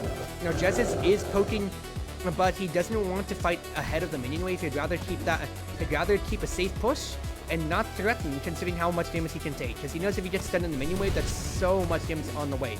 Royal is trying to do what he can, but he just dies, still level 1 against level 4 and 3 bot lane. Bot lane is absolutely drowning. The passive strategy is not working out. and Godlike gets hooked in. That is a very big play potentially, but that is a Cold Corpse who is surviving forever. Cistrio comes to look in, maybe doing anything here. Meanwhile, Fly gets stunned underneath the tower by Jesus, and that is a solo kill. All of that advantage is gone. Godlike is being pushed away. He doesn't want to be hooked, because if Jowdon does get the hook in, then that's going to be his life over, and Cool is in the count to jungle. Everything is falling out of Neon Raptor's hands as they are falling 2k behind right now. Cestrio is trying to threaten, making sure that he can take the jungle safely. Godlike is pushing in. If that swap landed, that could have potentially gotten them underneath tower, which would have been the bigger play. As Cestrio does get hooked, he does die, but Fly is here to potentially cover. However, is it too little too late? Yes, he's 2 levels down. Godlike is going to die as well, and Jowdon is just taking everything for free. At the very least, Moju's been able to farm bot lane without too much of a problem, and Loyal, now searching this experience wave, is now level 3. Bot has kind of stabilized a bit, but you can see it is all showing up blue right now with Blaze Fury solidly 3k in the lead. Nothing positively is going on right now for Neon Raptors. If they want to make their way back into the game, they have to find a way to enable potentially bot or just take a straight 5v5 team fight. Because with their AoE damage, they just need to find a way to get in. But it seems like it's ultimately predicated off of the Modard pit. Fly goes in onto BDD. They might have a pick on their hands. They actually do get the pick. And look at that. Corn Sound is caught way out. The game also is frozen on me. Technical issues, everybody. Okay, no. Oh, what is going on here? Corn Salad's dead. The game's trying to catch up. Jowdon dies as well. Mojo may have died from that, but you see, the push in right now is zoning Jez's away. Cestrio really wants to get Jez's. He gets stunned. Is it too far? They're pushing for everything, and they're not even going to hit Mojo at the end of the day. So far, it's a 3v2 for Neon Raptors. That does take the gold gap down to only 2k instead of 3k, but nobody's going to get the Mordard at the very end. And you can see here, some advantages are starting to churn. Cavalry does have their first completed item over Ogre. BDD dies trying to fight things out as Godlike was able to stall things out for so much. However, Cestrio dies trying to make any play. The pull in is potentially huge. Modui does get the finishing blow onto Corn Salad, and you see the play keeps going in. Fly is playing at the end of his life. Judge is trying to see what he can do. That is a huge hit onto Modui though, and that could potentially be the take. Neon Raptors is way too low to keep engaging, but you can see here, Godlike wants to just keep poking, getting the health bars down. Just since he's Cold Corpse, he can just keep lifesteal and keep threatening. No hook from Jowdon means that Fly could potentially bait him in. Fly going in onto Jowdon. He does get a good push in. However, Cool is zoning him out. Cestrio is coming in for the play now, but Fly is way too low. Cestrio is left on an island, and now Loyal is the only man standing, trying to stop Modard from being taken. That is a good magic wave, but Jez's is at half health. Nobody else is really here to support, and now it might have to be a steal here. BDD is taking a lot of damage here, though. That is a potential big threat, but it's 5 people. Everybody from Blaze Fury threatening. Loyal might just want to ult here in that case, then. He's playing the edge of his life. BDD does go down. Jez's slays Loyal. However, blue team does get Modard. Blaze Fury does take it successfully, so BDD's life is taken away, but Modui can only do nothing else but clear the mid wave and walk away. He's gonna clear bot, try to keep scaling up because he still is level 5, and Fly is gonna keep doing what he can to keep zoning things out. But Justice has been able to scale up flawlessly, that even though... Oh, Seshiro, he went in for the Edo play, but unfortunately, Ogre has a stun button. Another one fed to Ogre, and he has been able to scale without any problems here. This is a huge threat. 4k down, a Mordard down. Blaze Fury could have this game very much so wrapped up in their hands. It's going to come down to what's in the mid lane when it comes to it here. You can see that is tower being destroyed in bot lane now as Fly's running for his life. BDD slays Loyal.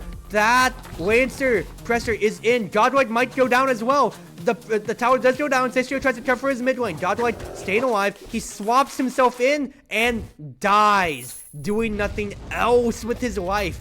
And now it's all just up to the Pyromancer wave clear. Fly's trying to do what he can right now, but quite frankly, they're all down by more than 1k, 2k almost for more than half of the entire team here. You can see it's almost a 1k gap.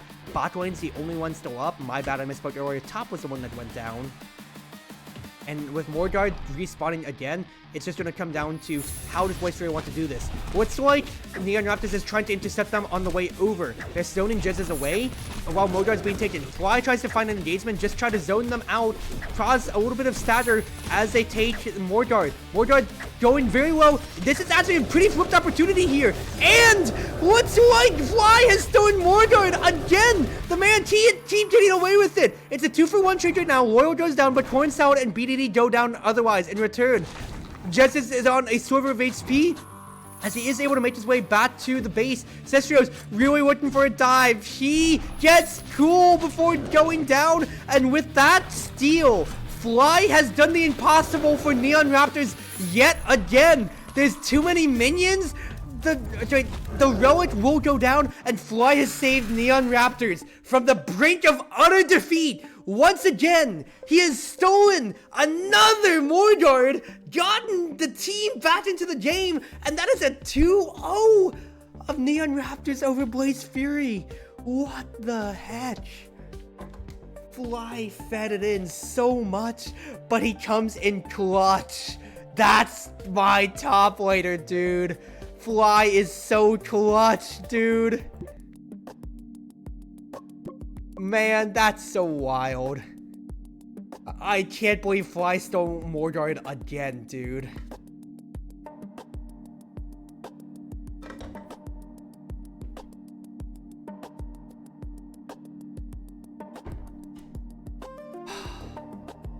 Goodness gracious, only 1 L across the official matches when it comes, across all of these here when it comes to, oh no, 1 L on red side, 9 wins, 5 losses overall, and to be fair, I did toss a few of them, but the first 5v5 best of 3, that feels good. The 2-0 Blaze Fury, dude, that feels so nice. Oh man, this game's cinema. And that is the demo version. Oh, what a game. I am so happy with this, dude. If I could continue. Okay, that would end it right there when it comes to it, so that would be it, unfortunately. That is so fun. I can't skip the coach training process, though, so I'd have to do all of those demo matches again. But I could actually just skip through all of that, so honestly, that's not too bad. So quite frankly, Teamfight Manager 2, guys. Absolute cinema. What a game, man. I'm already looking forward to this so much. You do not know. Oh, man. So much to think about, because the fact is we just only got to see, you know, us doing pit ban and running 5v5, up to 5v5s. But we didn't really even get to see the simulator aspects, which seems to be massively upgraded from how it was before, because it was really just like you got to stream and stream and train. That was only during the off season of Teamfight Manager 1, whereas now you get to scout people, you get to see solo queue matches and everything like that.